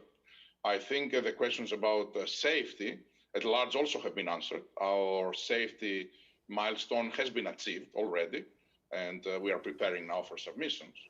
And when it comes to how durable the protection will be, this is something that we don't know yet. And this is why we are following our subjects in the study, the 44,000, for at least 2 years, so that we will see if there is a feint in the durability or not. The good news is that if there is one, with the mRNA technology, you can boost as soon as you want. And in this case, you don't need 2 doses. Likely 1 will be needed, which means that if it's an annual, people will have to do 1 dose the next year and then 1 dose the year after. But we don't know. We may find that the immunity is quite durable right now. Albert, I was just going to ask, how concerned are you that people will take 1 dose and won't go back for the 2nd dose? I think that will be a big mistake, but this is this happens, and in several cases. Usually, with our vaccines, we have quite good level of compliance, but we hope that all will be responsible to that, and they will take their 2 doses. Albert, I should tell you, before we did this, we got so many questions directly for you because people just want to know about the drug unto itself. So I just want to ask you almost rapid fire a couple quick ones. This is in part because Moderna gave some more details than you did, but maybe you can say this. Of the 94 cases of COVID-positive clinical trial participants, exactly how many in placebo and how many were in the vaccine group? And can you say whether they had severe illness or not? Yes. The reason why we didn't give the exact number and we just said more than 90% was because at the end, when the study concludes, there is always the chance that we'll go 1 point up, 1 point down. So if it was 95, it could be 96 or 94. And I didn't want to confuse people. So given that we are very, very close to announce our final results, I would wait to announce the final results and all this information will be there. Okay, I have one more before I get to Heidi, but it goes to this issue of confidence, actually, in the country right now about all of this, and frankly, how politicized, Albert, you know that COVID has become. Since the announcement, as you know, the president has accused Pfizer basically of conspiring with the FDA so that the vaccine news would come out after the election. That's the allegation. Speak to it, if you could, as directly as you can. No, I will be very direct. We didn't conspire with anyone, of course, and the elections was always for us an artificial deadline. It may have been very important for the president, but not for us. And this is why I issued immediately after the first presidential debate a letter to our employees that was published. And I was saying that some want us to move faster, some want us to move slower. What I'm telling you it is that we're going to move with the speed of science, which is exactly what we did. I had predicted that we will have efficacy results by the end of October, and many people told me that's too soon and complained. Then I announced it a few days later, in the first week of November, and many people told me that was too late. What to do? This is what science does. We had to follow the first consideration in my mind was to follow all the process scientifically and ethically. So once we have the results, will be undisputable. And this is what we did. Did you ever get a call from anybody in the White House or the administration saying you need to come forward with this before November 3rd? No, I knew very well because I had spoken to the president that he would like to see it earlier, but I didn't receive any pressure per se on me to do something that it is not appropriate. And I think everybody knew better not to ask me something like that because I would never do something like that. Heidi, I want to bring you into this conversation and really get at this issue of confidence. And the first question that I asked Bill about, which is if we really do have to get to a 75% uptake of taking this vaccine, putting aside the supply constraint, and let's just talk about the demand, what do you think the world looks like right now? I mean, would you anticipate we could get to 75%? What number would you project and what would you do about it? Well, there's always a chance. We're not there yet in terms of the public intent based on a lot of the global surveys. That's, a bit below that. It's more 50-60, depends on the countries. It's actually quite variable across countries, but that's only intention. And so I think sometimes there has been too much disappointment and prediction that it's going to be bad because people don't know. We have to appreciate that it's been a hyper uncertain time. So I don't think we should say we're never going to get there just because the surveys look at political opinion polling. I mean, people are guessing. I think this week, will change the landscape because the hope behind it. I think this has been a huge vote of confidence in a sense. People judge, they want to know if it works. That's a big thing. They want to know if it's safe. And then they want to know, who's going to get it first. And I think this week has shifted. I mean, we're about to rerun a lot of surveys because this will change. This will change how people think. So I think there is hope. It won't be everywhere. And we have a lot of work to do, and we need to start building the awareness of the options and what it's going to take sooner rather than later. Don't wait for the vaccine to be at the clinic before. Hey, Bill, could you speak to this? Before we had this session, we publicized that we were going to have this conversation, and I got, a torrent, as I imagine you may, of tweets and other emails and social media from people who, I'm afraid to say, clearly don't like you, and seem to suggest that this vaccine is somehow being not only funded by you, but some kind of effort to track you or track people. How concerned are you about this? What do you think of this? I mean, when you go home and talk to Melinda and see this stuff online, what's the conversation like? Well, up until the pandemic, our work on infectious disease was reasonably obscure because, malaria is gone from the rich countries, TB is very limited, even HIV's largely contained. And so the world of people who think about vaccines and new vaccine platforms and how we do all these things, it's a very important group of people who've done amazing work bringing childhood deaths down. We have lots of new vaccines, some of which we're working with Pfizer to get out for more of these childhood diseases. And so it turned out that, our team of vaccine experts was outside the private sector, one of the largest groups. And so the idea of, okay, how do we get these second source agreements with the Indian manufacturers? We were able to bring a lot to that, including some of our resources. The fact that I said this was a concern, I wasn't the only one. Health experts have been saying that for a long time. It was unusual to have, a software person saying, okay, this is the biggest threat for all these deaths. So I'm surprised at the conspiracy theories. I think I'm supposed to, make it clear they're not true. But, where does that come from? Is it because these are uncertain times? People prefer a simpler story than the biological zoonosis that took place. I hope it fades away because we're just trying to play a constructive role where a lot of these tools, whether it's antibodies or vaccines, you don't just want to use market-based pricing. Right. You want all of humanity collaborating together, and we're helping to facilitate that. Well, let me just follow up, though, and ask you this. And it was something we talked to Dr. Anthony Fauci about as well. There seems to be a behavioral science question going on in this country about people who decide to wear masks, to not wear masks, maybe to get the vaccine, to not get the vaccine. Dr. Fauci has probably done 2,000 interviews where he has told the public as emphatically as he can about the science. And yet there are people that, for reasons that may be inexplicable, but maybe you have an answer, either don't understand, don't want to understand, don't want to believe it, or actively are trying to do something to make it not the case. How do you think about that? Well, the idea that there's some people who think anything, it's okay. There's going to be fringe groups.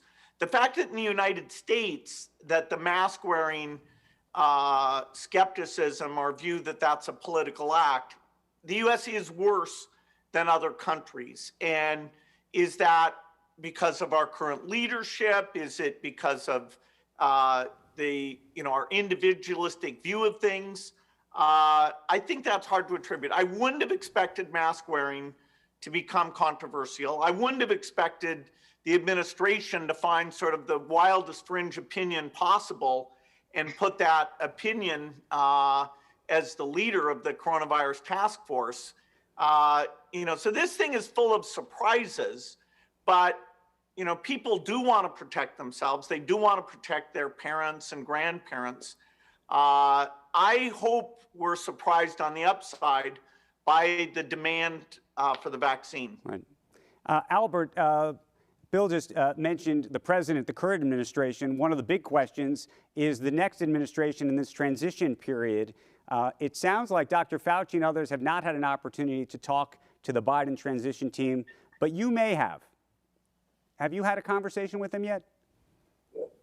I haven't spoken to the vice president and president-elect now, Biden myself. But our team, throughout the process, kept informed both the White House and the Biden campaign in all the developments of our vaccine. And the same happened with the leadership of the Congress. We kept informed, myself personally as well, the leaders from the Democratic and the leaders from the Republican part. So they were all very well informed, and we keep doing that after now that the vaccine data are out. Are you concerned about this transition period? I know there are lots of challenges about just distributing this drug to begin with, let alone having to deal with two different administrations in the middle of it. Yeah, I don't think it's ideally that we are starting likely in the middle of a transition. It's always better when there is clear accountability and leadership. But I think that that will not become a problem. I think, as Bill said, for me, the biggest challenge will be that in the beginning, the dose availability will be smaller than the demand. I have zero concerns about, for example, the cold chain that we have to implement. I know there was a lot of things that were written. We are feeling very, very confident that we will send it to everywhere. Well, at least in. Help explain that to the public, just so everybody understands what's happening here, because your vaccine does need to stay at a very cold temperature, and therefore you're going to be sending it out in custom-made boxes. My understanding is effectively with dry ice in them. How is that going to work, and what does that do to the pricing of the drug? Our engineers have developed these boxes, actually, and they did that months back.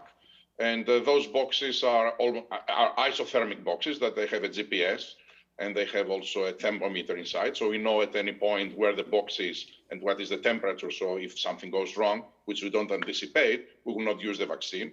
Every box is, a small box like that, and can take 1,000 to 5,000 doses. And when we ship it, we don't need to use refrigeration. So we can ship it in normal cars, trucks, airplanes, boats, whatever. In the US, we will ship in most of the places overnight. So once we receive an address from the government, the next day the product will be there. And once people receive it, they can keep it for weeks in the box, or they can keep it for months in super freezers, or they can put it in refrigeration and keep it for a week approximately. I think that the demand will be so big that it is going to be distributed, not distributed, but injected in hours rather than days or weeks. So we feel very confident about it. Let me just ask you, talking about the demand issue and just how much is going to be needed.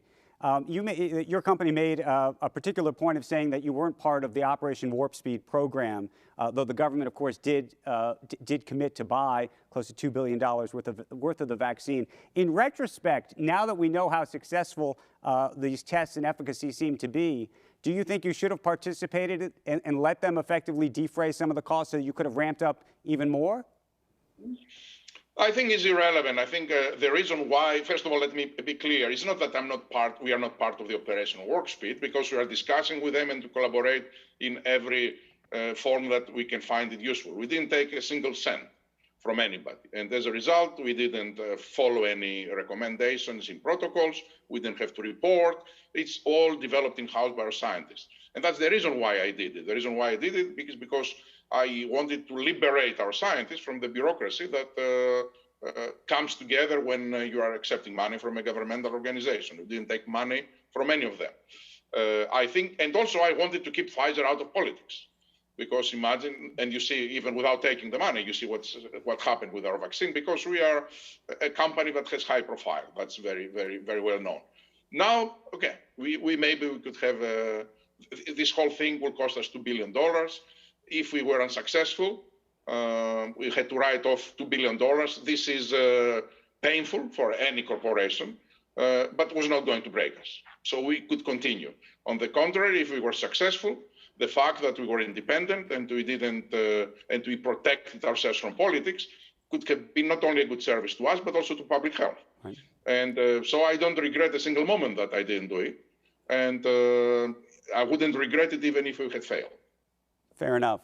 Bill, I wanted to go back to you about something that you've been saying for months, which is the issue of testing and what a mess, frankly, testing has been in the United States.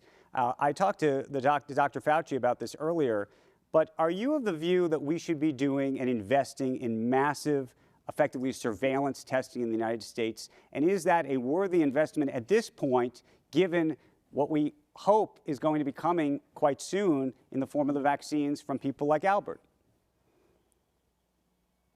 Well, even if we get reasonable coverage, say 8 or 9 months from now, there's a lot of lives still to be saved between now and then.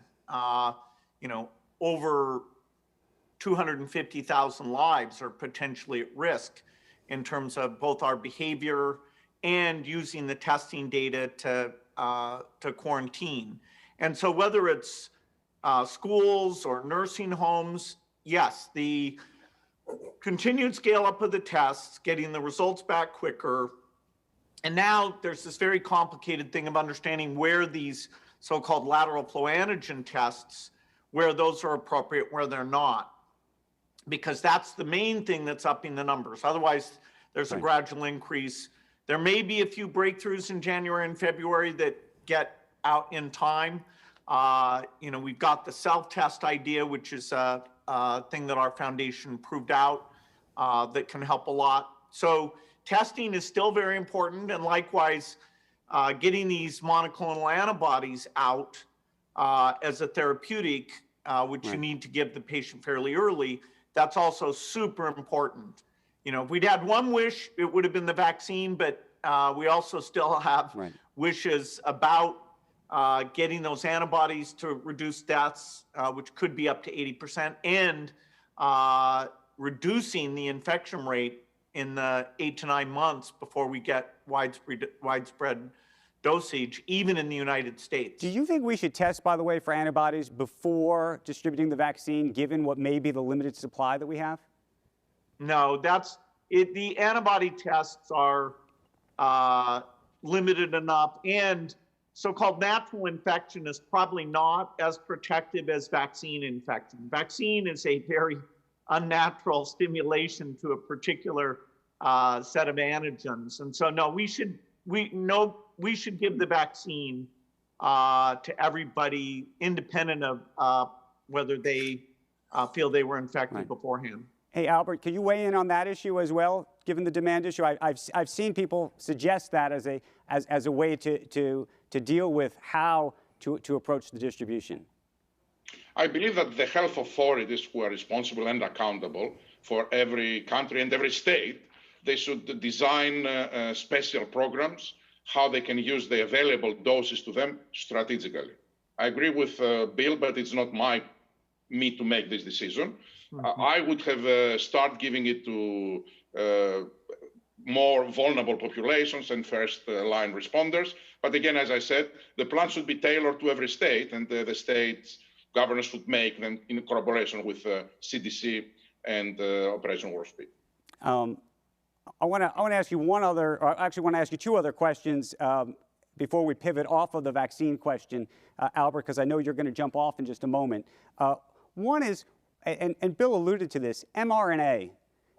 When you look into the future of what these results represent, what do you think the greatest opportunity is here?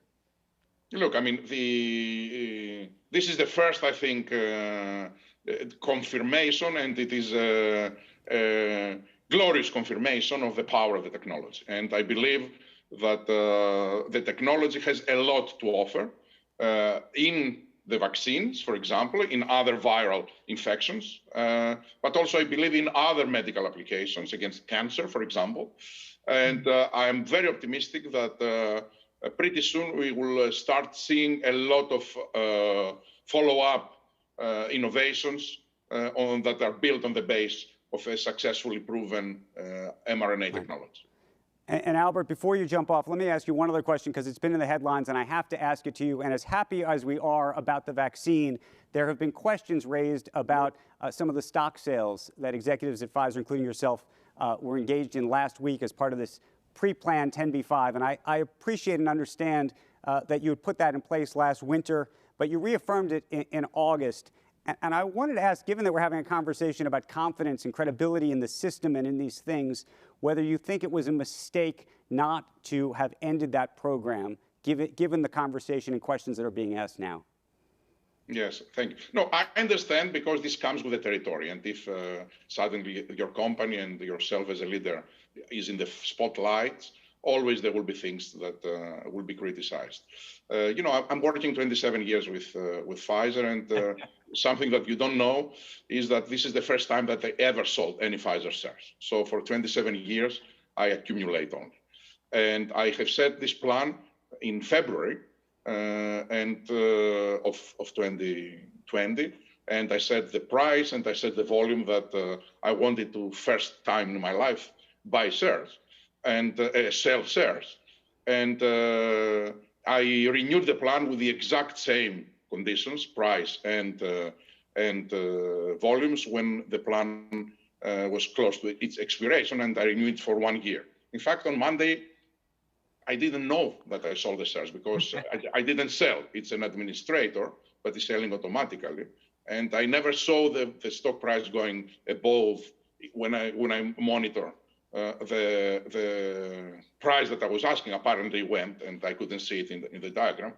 And that was sold. I regret, because for me, you know, it's the first time that I becoming so famous, and from a hero to why you sold in 1 day. And, you know, it was, you know, I was very happy. Then I was devastated when I saw this, what was written. Yeah, I wish I didn't have to deal with that. But as I said, it's coming. So, it comes with the territory. So 2 quick follow-ups. Will you change the program going forward? Says what? Will you change the program going forward? Meaning, are you going to end the program? I don't have any other program right now. It's done. I had one in my first, that was the first I ever did in my life. And that's the first time that I ever sold any shares, as I said. And that's what they were sold automatically. Let me just ask one final question, which is, as you know so very well, the pharma industry has long been considered a villain, oftentimes in Washington and in the public sphere. Do you think that this is going to fundamentally change the success of, hopefully, this vaccine and what the industry has done is going to fundamentally change the perception of the people and the industry that you work in? I hope so, and I think that this represents a unique opportunity to reset the value proposition that this industry is having in the perception of people to society. But I wouldn't, let's say, declare any victory. I think there are many more things that we need to do, because reputation is lost in buckets, but you earn it back in drops. So I hope that we will continue doing the miracles that we do, and I hope that people will see it a little bit less suspicious rather than in conspiracy theories. We discussed that before with Bill. And this biopharmaceutical industry, which, by the way, in this country is the crown jewel of technology, will get the recognition and reputation that it deserves. There is no other industry in my life, in my opinion, there is no other industry that produces so much good to humanity than in this industry. Albert, I want to thank you. Appreciate it very, very much. I know you're going to jump off, but we're going to stick with Bill and we're going to stick with Heidi. And I wanted to ask Heidi, if I could, a little bit about some of the projects that you're working on to try to get people to take the vaccine. And the reason I ask about this again, but in particular, some of the very, very specific efforts that you're engaged in to try to get this done on a grassroots level, because one of the things you and I have been talking about is this idea that it's not necessarily going to come from the President of the United States. It may come from a pastor. It may come from your local doctor. It may come from people that live in your community. And what you think has to be done to accomplish that, especially in places where there seems to be so much resistance? Well, I think actually, Bill would know this, that we learned a lot with the polio eradication initiative about getting as local as you can and really getting into and listening. In some cases, it's the religious leader. Somewhere else, it might be the teacher. Somewhere else, it's, and I think when the top is distrusted, and it is not giving, I mean, even when there is clarity at the top, you still want to build that community momentum. And the reality is there's a lot of the distrust, and the people who are believing more and are more anxious are in communities which are not going to follow national guidance. They're not going to be following WHO guidance. They want to hear it from their neighbor. How critical, and Bill had alluded to this, there are certain jobs that people have where it's required that you take the vaccine. Do you think, Heidi, that employers, especially in places like the United States, should require it? And will that create more compliance, or do you think that creates a bigger backlash? Well, I think compulsion in general, particularly in this current environment, is there's not a lot of appetite for more compulsion. I think there's a lot of resistance to the idea of control in general. But there are a lot of precedents for, as Bill had mentioned earlier, getting certificates for certain things, whether it's to work in hospitals, to go to schools. So it's much more setting based than a government requiring it more broadly. It's so you don't spread to other people the Right. virus. So it's feasible, but I don't think we're there yet, because also we don't have enough supply to be making. You need to be ready to deliver when you demand something. Right. You need to have the supply. There's not enough supply to be requiring everyone to take it yet. Bill, before we continue the rest of the conversation, I want to talk to you about therapeutics and just society at large and what you think is going to be happening over this next period. But we have the polling function here, Bill, where the tens of thousands of people, if not more than that now, it looks like, who are joining us, have the ability to answer a poll. So I want to ask a question based a little bit on the conversation we just had, which is, if the FDA approved a Pfizer or Moderna vaccine, would you take it? But here's the question. Would you take it in the first month? So we're going to ask everybody to try to answer that as we continue our conversation. And hopefully at the end of the conversation, Bill will come back and talk about the results. But, you know, we've talked a lot about the vaccine, Bill, but let's talk about the importance of therapeutics and what you actually see on the horizon. What are the most interesting ones out there, and how important that may ultimately be to all of this in terms of giving people confidence that if they do get it, if they are the part of the 10% perhaps that somehow still has the vaccine and gets it, that they're going to be okay? Well, the therapeutics area has been a disappointment. We can divide therapeutics into the early stage that mostly moderate the viral peak, or late stage that mostly moderate the immune overreaction. And there was a trial partly funded by the foundation in the UK early on that showed dexamethasone in that late stage had a over 30% benefit. The early stage, only remdesivir shown anything, and even there was not a death reduction. So we're surprised we haven't had more. The one thing in that category that is actually very exciting is the monoclonal antibody. And Eli Lilly got their emergency use authorization for a 0.7 gram infusion of their single antibody just a week ago. Now we're working with them to change that, so to see if if you can avoid the infusion and just go with a what's called a sub-Q shot of 0.3 grams, which would make scaling it up a lot easier, because infusion is a bit difficult. We don't have, even in the US, a lot of spare capacity for that. So I'm fairly hopeful about that. We made a bet back in the spring to reserve a factory to make this antibody so that we'd have the capacity to get it out to lots of countries. And, in the next month, we'll see, is this simple formulation at 0.3 grams, does that work as well as the 0.7 grams that got approved?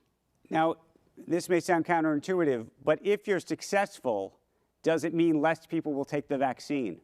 Meaning, if people think that they can walk into a CVS and take a different drug, is that going to change the dynamic?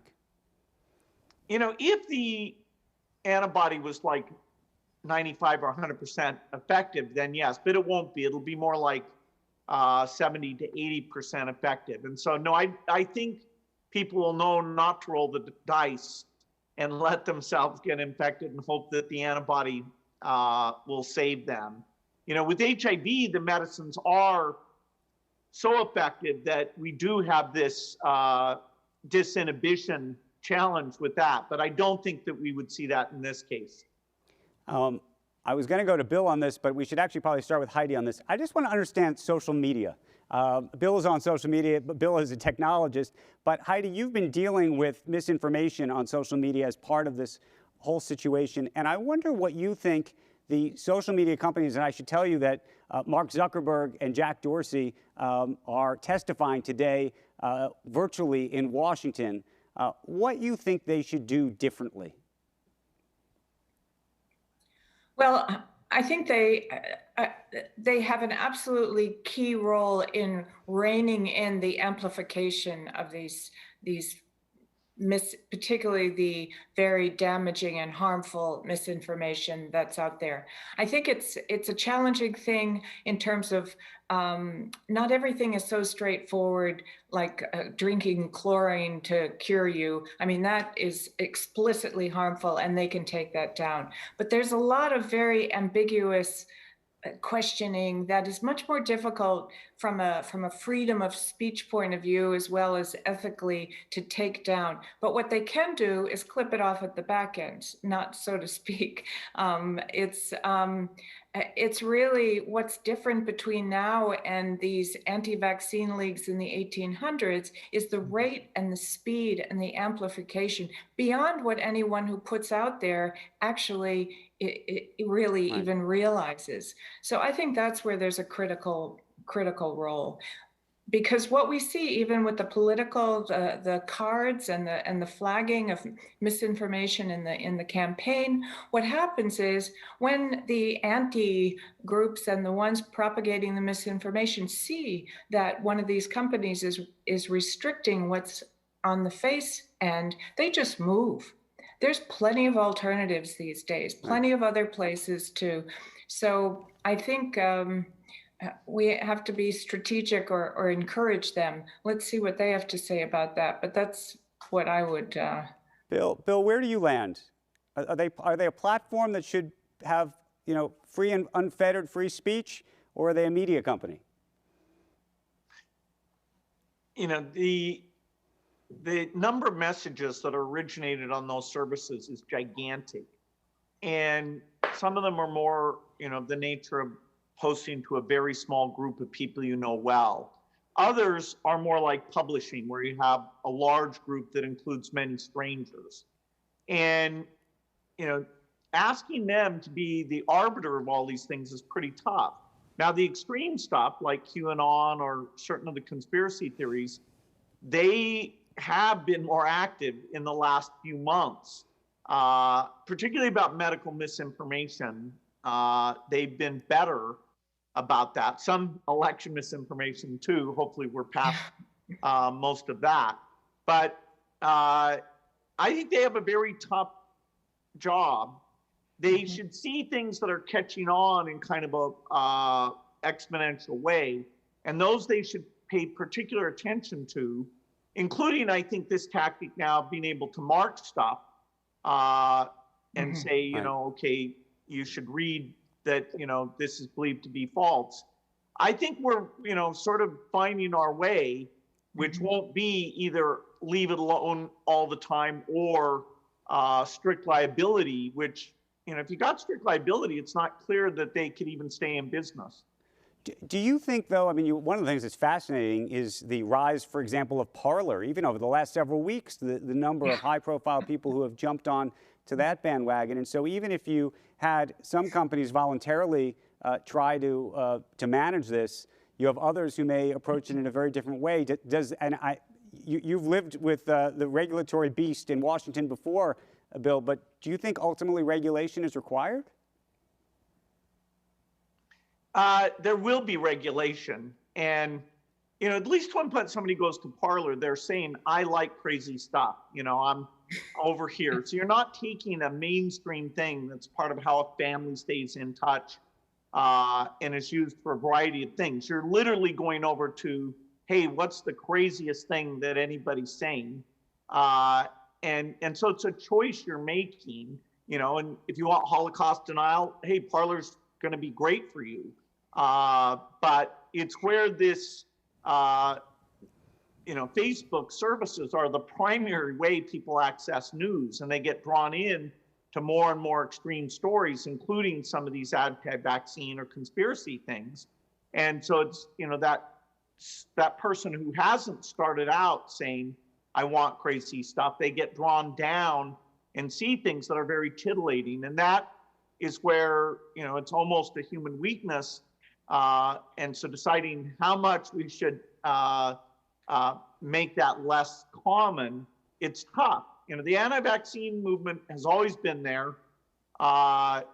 fortunately, it's mostly been on the fringes. And now's when we need a lot of people to understand about the safety protocols, and somewhere in their trust hierarchy to have somebody who can talk to them about the benefits vastly outweighing the risks.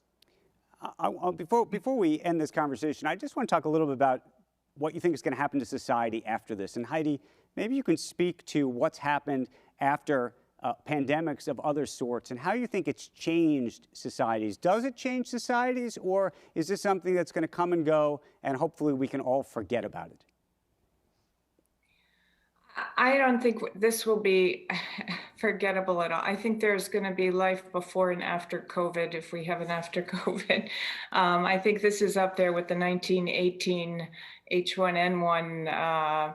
It's marking history. How it changes is that as a society, it's absolutely changing. I think people are rethinking the way they work, it's accelerated use of technology in different ways. I mean, I just published a book called Stuck, and in the book I talk about the digital revolution and how we're going to get through this. We're kind of stuck because it's, but what's happened with COVID is because we're so dependent on it, it's made people who were a bit hesitant to go there, certainly in universities and other places, health authorities that were not normally using it for more than appointment reminders, are kind of forced to use it. So the transition I was talking about in my book that may take a while has actually been accelerated.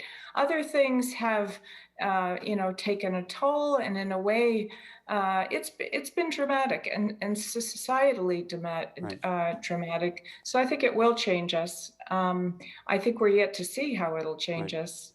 Hey, Bill.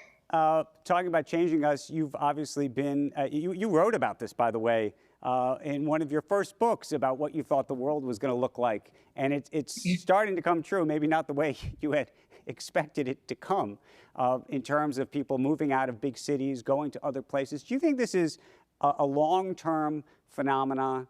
That people are going to live in Zoom cities, that people aren't going to go to meetings in person? Or do you think that the second that people can get back on an airplane, and if you're a salesperson or in some kind of business where you have to go kiss the ring of this client, and if one person gets on the plane, the next salesperson is going to have to get on the plane, and that we're back to where we were pre-pandemic? Well, my prediction would be that over 50% of business travel and over 30% of days in the office will go away.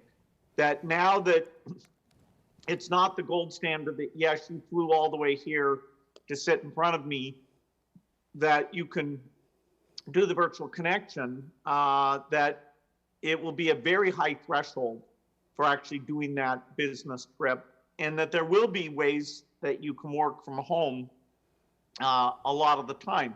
Some companies will be extreme on one end or the other.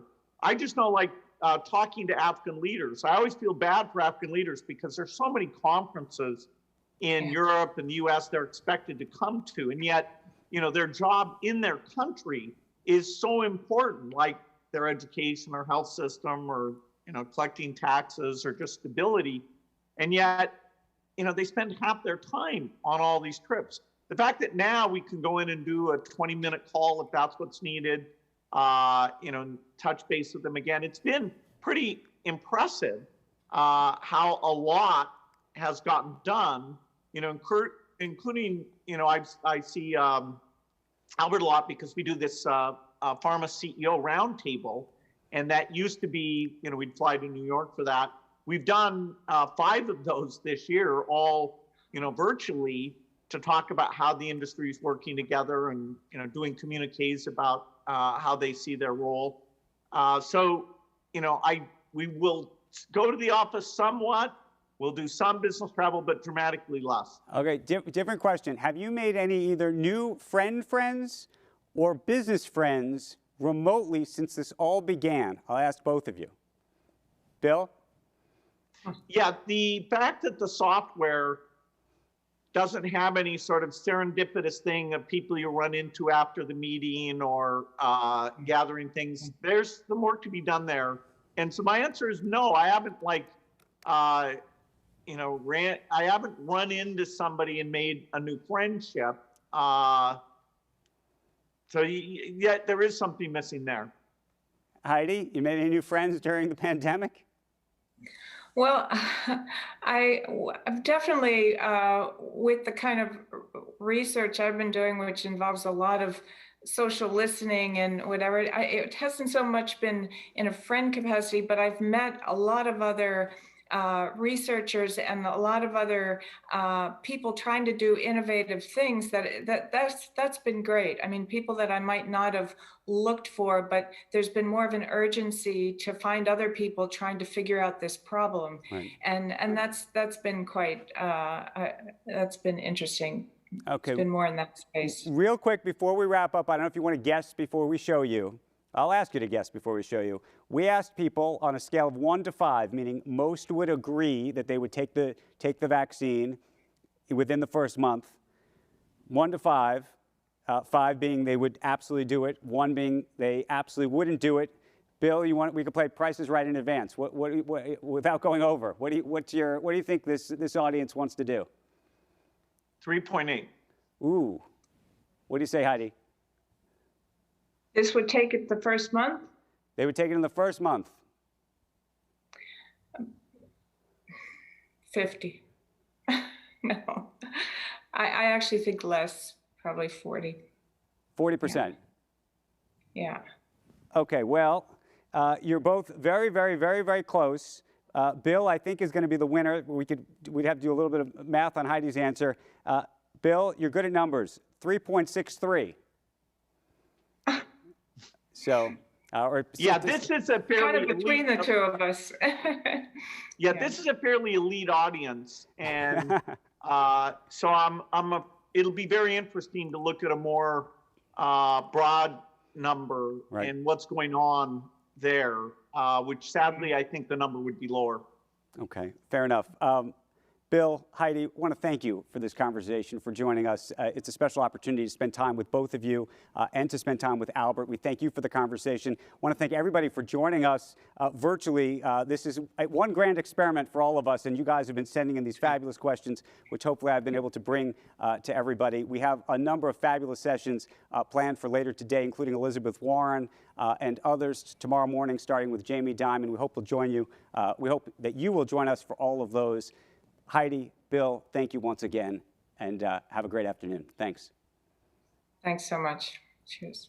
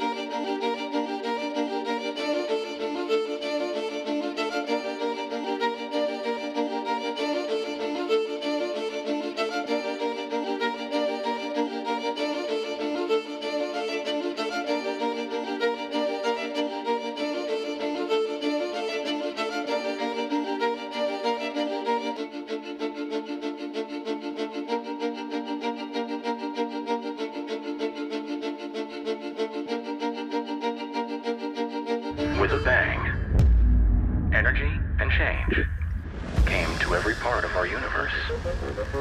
Seismic or small, it continues. Change is all around us. Shaped by technology and human ingenuity.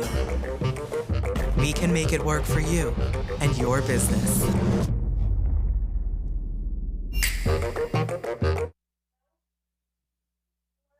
Hi, my name is Malia Lazu, and thank you so much for joining us for this most timely conversation.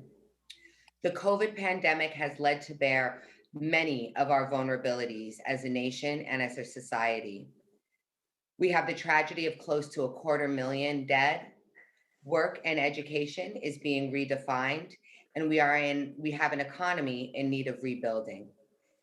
Purpose-driven corporations are innovating a way forward and a rebuild in an equitable way. These are companies who stand for something larger than a product or a service and bring meaning to an organization and its work. Purpose-driven companies also have integrated strategies and metrics to measure social good. More recently, it's becoming an expected norm. We see that corporate social responsibility has a growing importance, not only to consumers, but the workforce, with 86% of consumers looking to purchase and support brands that have a social good, and a millennial workforce willing to take a pay cut, 56% of them, to work for a company that does good in the world. So today we're going to hear from 3 executives who are guiding companies to innovate with impact and explore 3 crucial themes of internal culture, employee engagement and support, scaling impact. These are all things needed to help build and show proof of purchase. This conversation is a starter, and we hope to plant seeds in your thinking that will grow in you and in your leadership. So let's get started. It's my pleasure to introduce Jimmy Etheridge, the CEO of North America at Accenture, Kate Johnson, the president of Microsoft US, and Calvin Butler, the CEO of Exelon Utilities. Thank you for joining us. Thank you. Thanks, Malia. With our first question, I want to get started with a theme that came up as we were prepping in conversations with all of you. And that was the importance of culture in order to have an impact. And Jimmy, we're going to start with you. Accenture has this powerful new brand campaign called Let There Be Change. And it embraces the power of change, not only as individuals, but in the world. And I was hoping that you could speak to how this brand shift is really driving change in your company and with your clients. Well, thanks, Malia. I mean, I am really excited about this new brand. It's bold and it's an inspiration, I think, for how we and our clients can embrace change and create opportunities and benefits for all. And this, for us, this brand really represents our purpose. So we think of that as to deliver on the promise of technology and human ingenuity. And we use that purpose to guide our culture, as you said, our strategy and priorities, and the opportunities that we create for more than 500,000 people that work for us, and to guide the work that we do with our clients. We think with our scale and our clients, we can make a difference in the world. And as we help our clients transform and reinvent their businesses, we're also helping them create greater opportunities for their people, as well as becoming more sustainable. And I think importantly, if you look at our research, it shows that when purpose leads the way, success and results will follow. In 2015, if you look at the companies ranked in the top 3% in both financial and non-financial metrics, they grew their profit margins, expanded them by over 3% versus a 1% drop in the rest of those sectors. And so I think it's important to see the strong relationship between that sense of purpose and results. And I'll just give you 2 quick examples. One, Halliburton, one of the largest service providers in the energy industry. Accenture, along with our friends at Microsoft, are working with them to migrate all of their data centers to the green cloud. which is going to result in less consumption for a more sustainable future. But as well, with their more than 50,000 employees in 80 countries, they're going to be new skilled in the cloud with digital technologies. And another quick one is Best Buy. We're working with Best Buy. They announced an ambitious goal to hire 1,000 people, so create 1,000 opportunities in their digital and technology business, and 30% of those are going to be diverse. And so Accenture is going to be working with them to do the recruiting, the hiring, and the training, opening up our online libraries of content, as well as our 12-week digital boot camp. So Malia, I think purpose drives change and it drives results. And that's what we really need right now. Absolutely. Absolutely. Kate, Calvin, I'd love to pull you in here to really speak about the importance of culture in creating purpose. And Calvin, why don't we start with you? Sure. Thanks, Malia. And thank you guys for having me this afternoon. I would tell you that purpose is really the driving force. When you look at Xline and think about what our purpose is, powering a cleaner and brighter future for our customers and communities, that's the underlying foundation. And this year, especially this year, your purpose can get tested. When you're sitting back going through the unrest that we've had, the pandemic, and you are responsible for keeping the lights on and the gas flowing for 10 million customers in some of the largest cities in the US, it tests the foundational elements of who you are. And I believe the purpose, to your point, if it's not solidified already, it's so easy to get distracted. So 50% of my employees every day are out in the field. These men and women are working to keep the lights on and the gas flowing. And it is that purpose that drives them, because as more people are working from home, they really need the essential elements of electricity and gas. Having said that, as more people are out of work, we had to determine who we are as a company and how we were going to lean in to be part of the solution. So we were one of the first utilities across the country, as we serve our 10 million customers, to sit back and said, no disconnects. You have a lot to worry about, but we are not going to disconnect you. This moratorium. And then a lot of governors entered into this moratorium. Second, we said, hey, by the way, let's really work on payment arrangements. When you come out of this, another thing, reduce the stress level of our customers. All of this was in furtherance of our purpose, because we wanted our customers and our communities to know that we're in this with them, and we were going to be with them every step of the way. We uplifted our community giving in terms of our dollars. In each of our jurisdictions, we put millions more to keeping those nonprofits that were so essential to keep serving our customers in the communities. When many people said, hey, we can't continue to give because we leaned in. And I think that's who Xline is. And that's what I was so proud of the organization. And more importantly, the people, because each day they showed up and they sat back and said, we're going to continue to exist. And you guys know better than anyone, the storms that have come through this spring, summer, and fall, busiest storm season, our people were showing up every day, helping one another across the country and doing it in these adverse circumstances, leaving the concern of getting sick out of the way. We had to change so many things of what we had to do, but they stepped up each and every time. And I think, to your point, it was the purpose, understanding it and fulfilling it, that drove that. Thank you so much. And I think what you both are talking about is this idea of the feeling inside, right? You're not just showing up for a paycheck, you're showing up for a team, you're showing up for a mission. And Kate, we'd love to just pull you in now to talk about how you see culture at Microsoft. And because you're going to be getting our next question, if you want to talk a little bit about empathy and proximity as well, which I think is a core part of Microsoft's culture and something that's unique and important. Thank you so much. Yeah, for sure. And everything that the two gentlemen have talked about just totally resonates with us as well. Culture enables purpose. And our culture, we think about it as really how people come together. It's the character of our company.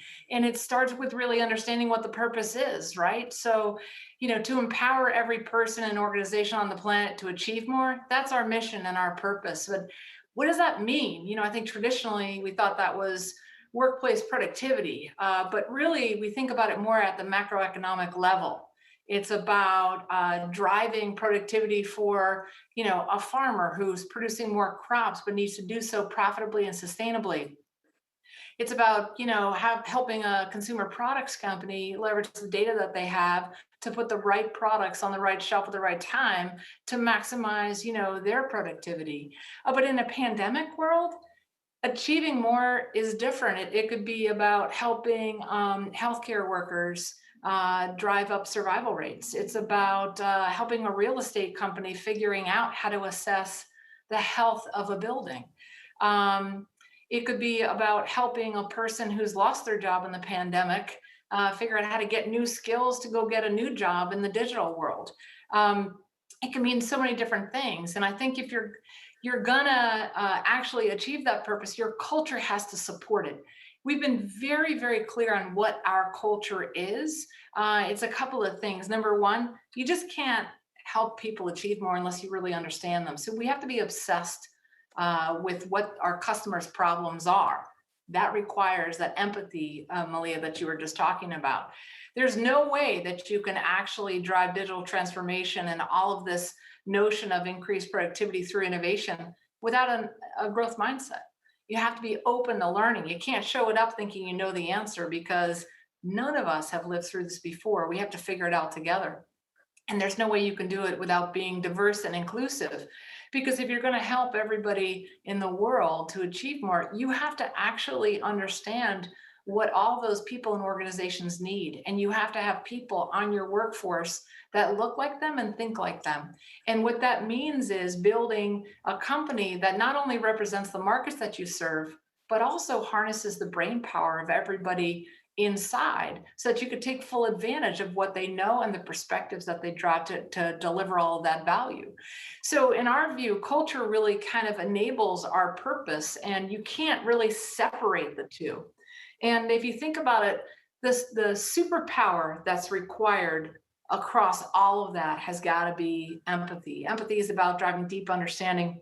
And what we're learning is the way to drive empathy and the way to build that muscle is through proximity. You got to get close to your customers. You got to get close to the problems you're trying to solve. You have to get close to each other, and you got to be curious and open to really understand, to connect it back to how the people need to come together in a different way to support that purpose.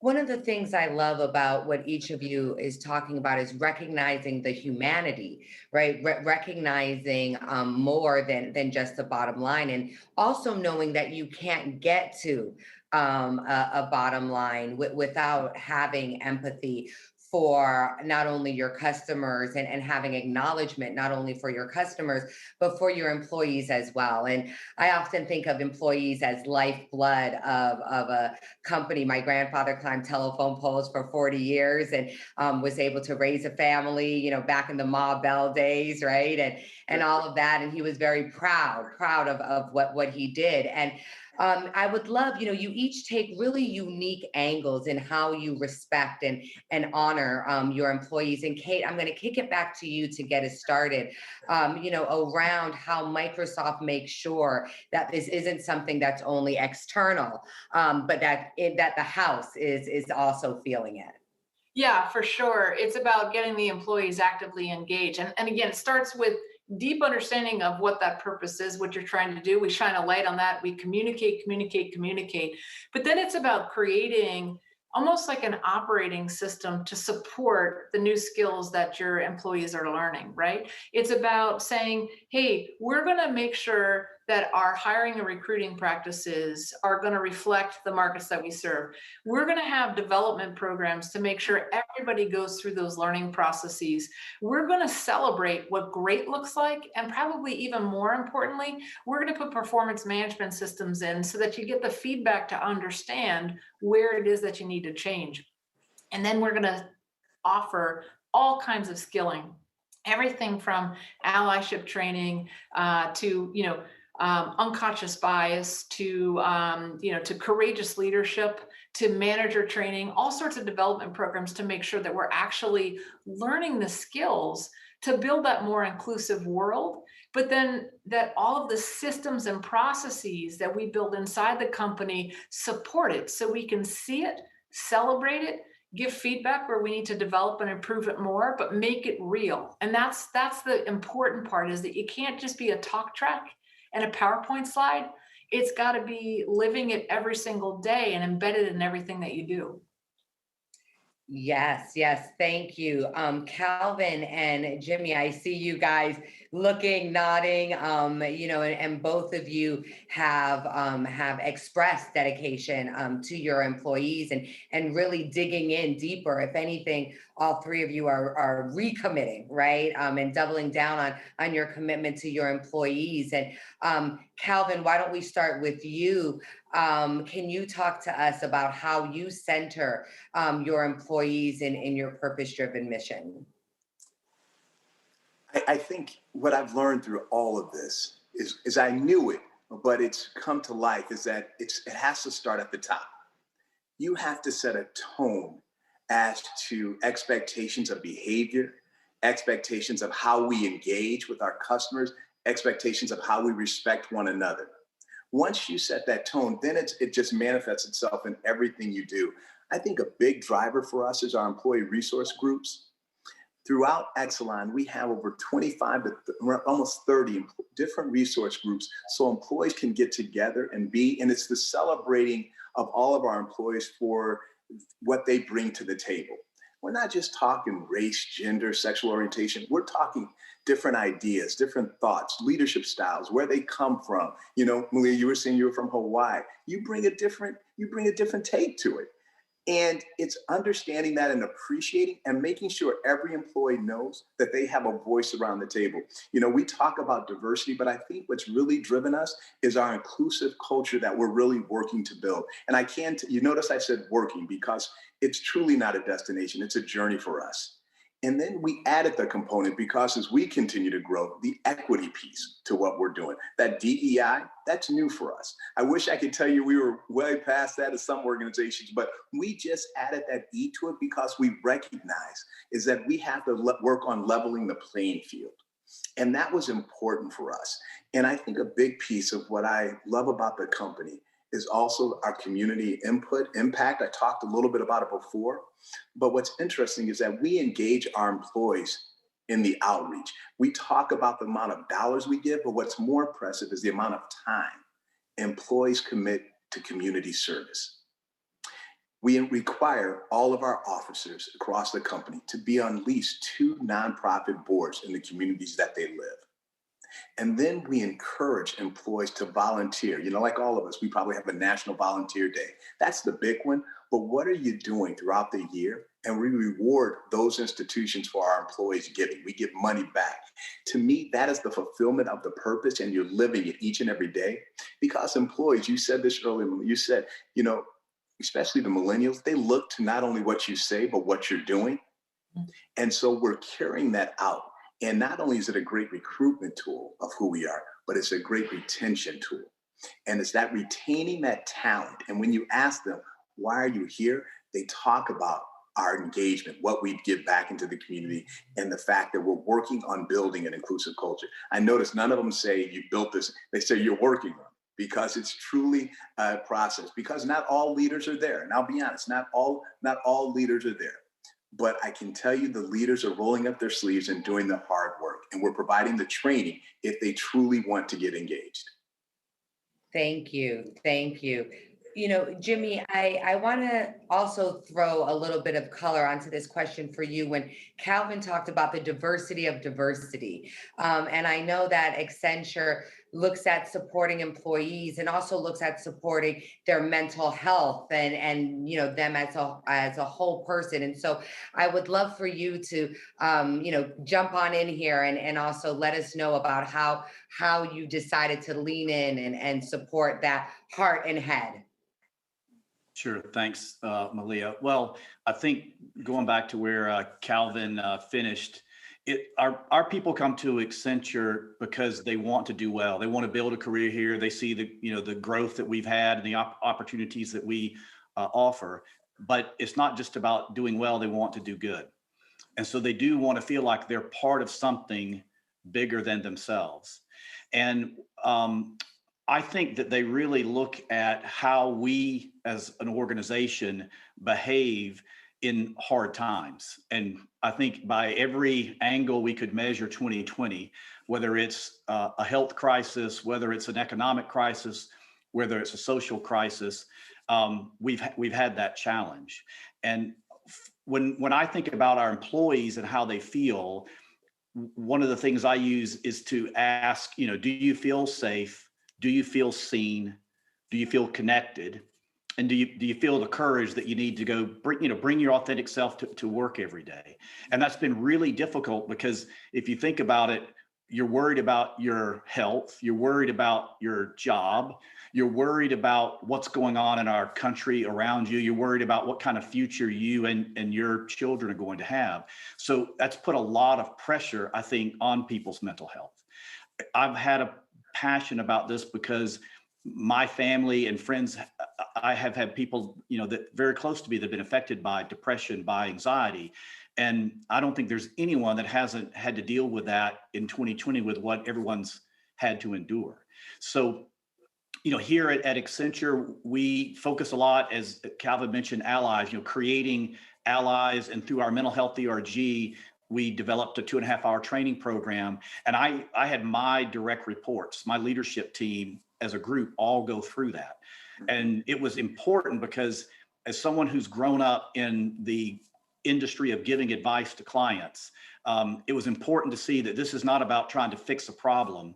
It's about listening and validating what people are going through, that it's okay not to feel okay. And I think that's really important for all of us. The other thing I will say, there's been a lot of interesting, we talked about yesterday, a lot of just interesting things coming out of 2020. And the fact that we're doing this summit virtually is an example of that.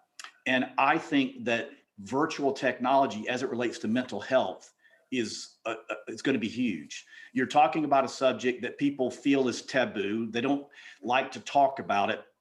But now you've got the opportunity through virtual therapy to do it remotely from your house. And so like for our employees, we offer virtual therapy so they can text, they can email, they can do a phone call or do a video session to support them. And it's also about access, because you have a lot of people in this country that do not have access. Our research shows that almost half the countries in the US do not have registered psychologists in their counties. And so now with virtual, you make this accessible by everyone. So I think it's such an important area for us, and 2020 has really shined a light on it. Thank you. Thank you. And if there's one thing that everyone should be tweeting right now is that it's okay to not be okay. And, there's some people's bosses saying it, and your boss is probably saying it too. So know that and be that boss. Thank you so much. We're going to close, and we're going to close with something that I think we're all thinking about, which is how do we scale impact? And right now, corporations are being asked, what are they doing, right, to really help close this wealth gap, to help us see a more level playing field and a more equitable future. And all of your companies have come out strongly with diversity and inclusion goals. And Calvin, we're going to start with you. Can you talk about how, you're expanding this idea of, healthy environments, really beyond energy, right? But to healthy families and a healthy ecosystem within America. And the last thing I'll say before I kick it to you is I want everyone to think, if our corporations reach these goals, we do develop a Black and brown middle class. And that's really the role that corporations play with setting these goals. So I want to end with this how we're going to change America idea. Thank you, Malia. And great question. But let me start with, we scale it through collaboration and partnership. I have Jimmy and I have Kate on here. They're partners of ours, and when you look at Accenture, they are leaning in and they're doing, but I know we can't do it by ourselves. And it's through the partnerships of powerful organizations sitting back saying we have to break down barriers, climb over walls, and get it done to really push. Second, we have to be very intentional about our efforts. You don't just walk or roll into this. You have to set a plan and hold yourselves accountable. We always say at Exelon, you don't improve it unless you measure it. So on a regular basis, we put the goals in front of us. It's our hiring of Black, brown, and women, what we're talking about doing. We say what we're going to do. We've done a couple of things, and I'll just do this because I want to save my colleagues time. One, every panel that we put together for an interview, open position, is a diverse panel. Women, men, and color. They're going to be diverse interviewing those candidates. Every job opportunity, a diverse slate has to be presented. No longer is it okay to sit back and say, well, we couldn't find. No, we didn't look hard enough. We're going to do that. And then the executive committee looks at every business operation and says, how are you measuring up on meeting just, if nothing else, those two goals? Because what I found is that when you present opportunity, you end up with a very diverse workforce. So that was one. We also leaned into our recruiting. No longer were we just going to recruit from the same old universities. We started our recruiting back targeting high school students, training them for STEM-related fields so we can create a pipeline to go in. That was next. Also, our workforce development efforts, job-ready adults. We have over 45 programs across the Exelon 6 utilities. Over 700 people have been hired in the last 18 months, not just with us, within our partners. Career, like your father, was able to raise a family, able to put a daughter through school. This is not just a job, it's a career. And not everyone has to go to college. And we're letting the communities that we serve know that we have a place for you. And I can't tell you how many Black and brown kids came up to me and said, I never thought Exelon could be a place for me. That's right. And that's what we're doing. We're breaking down those barriers and showing them that there's opportunity if they're willing. And you have to start early because unfortunately, so many of our children, if we don't get them early, they lose their way. That's why we reached out. That's how you scale this. And then they become your best ambassadors. And then we bring in our partners to say, work with us to get this done. Yes, yes. Partners, let's kick it to you. Kate. Yeah, for sure. About your diversity and inclusion efforts and how you see corporations really helping us build a middle class. So I think one of the things that is a responsibility of ours, and I heard both Calvin and Jimmy talk about it, is this notion of doing well but then doing good. And what I'm really excited about is that we're using the Microsoft platform to try and drive economic recovery, particularly in the market now, during the pandemic when so many people have lost their jobs. And we can't do it without partners. Both of these gentlemen are deep partners with us. But what we're doing is we're bringing digital skills to all the markets where they're needed most. And we have a program called Accelerate Atlanta, Accelerate Houston. You'll see us accelerating economic recovery in several cities around the US territory to try and bring skills to those who haven't had access to them in the past. It's about leveraging the ecosystem to make sure we are able to do that, to get access to the students, but also to get skills in a way that meets them where they are. We're super excited about it. And I think that really changes the game, because what it does is for people who haven't had access before or have lost their job recently and want to get into the digital game, it helps bridge the divide. Yes, thank you, Kate. Jimmy, take us home. Take us home. Well, it's hard with all the wonderful things that Calvin and Kate have talked about. I don't want to just sort of repeat those wonderful messages, but it starts with goals. We have always been very vocal with setting bold goals, and we announced back in September that we're going to increase our Black, African American, and Latinx Hispanic representation by 60% to be essentially 25% of our workforce. But I think, Kate mentioned the apprentice program. I think that's another important area for us to make a difference, not just within the four walls of Accenture and what we're doing, but in the communities. And it's an area that I'm sensitive to because technology, I think, has the opportunity to be a lifter, but also a divider. And we really want to make sure that we're not leaving our Black and brown communities behind. And I think that's where, like the apprentice program is so important. 3-4 years ago, I mean, Accenture did not do a lot of hiring unless you had a college degree, a 4-year degree. And now we have apprentice programs.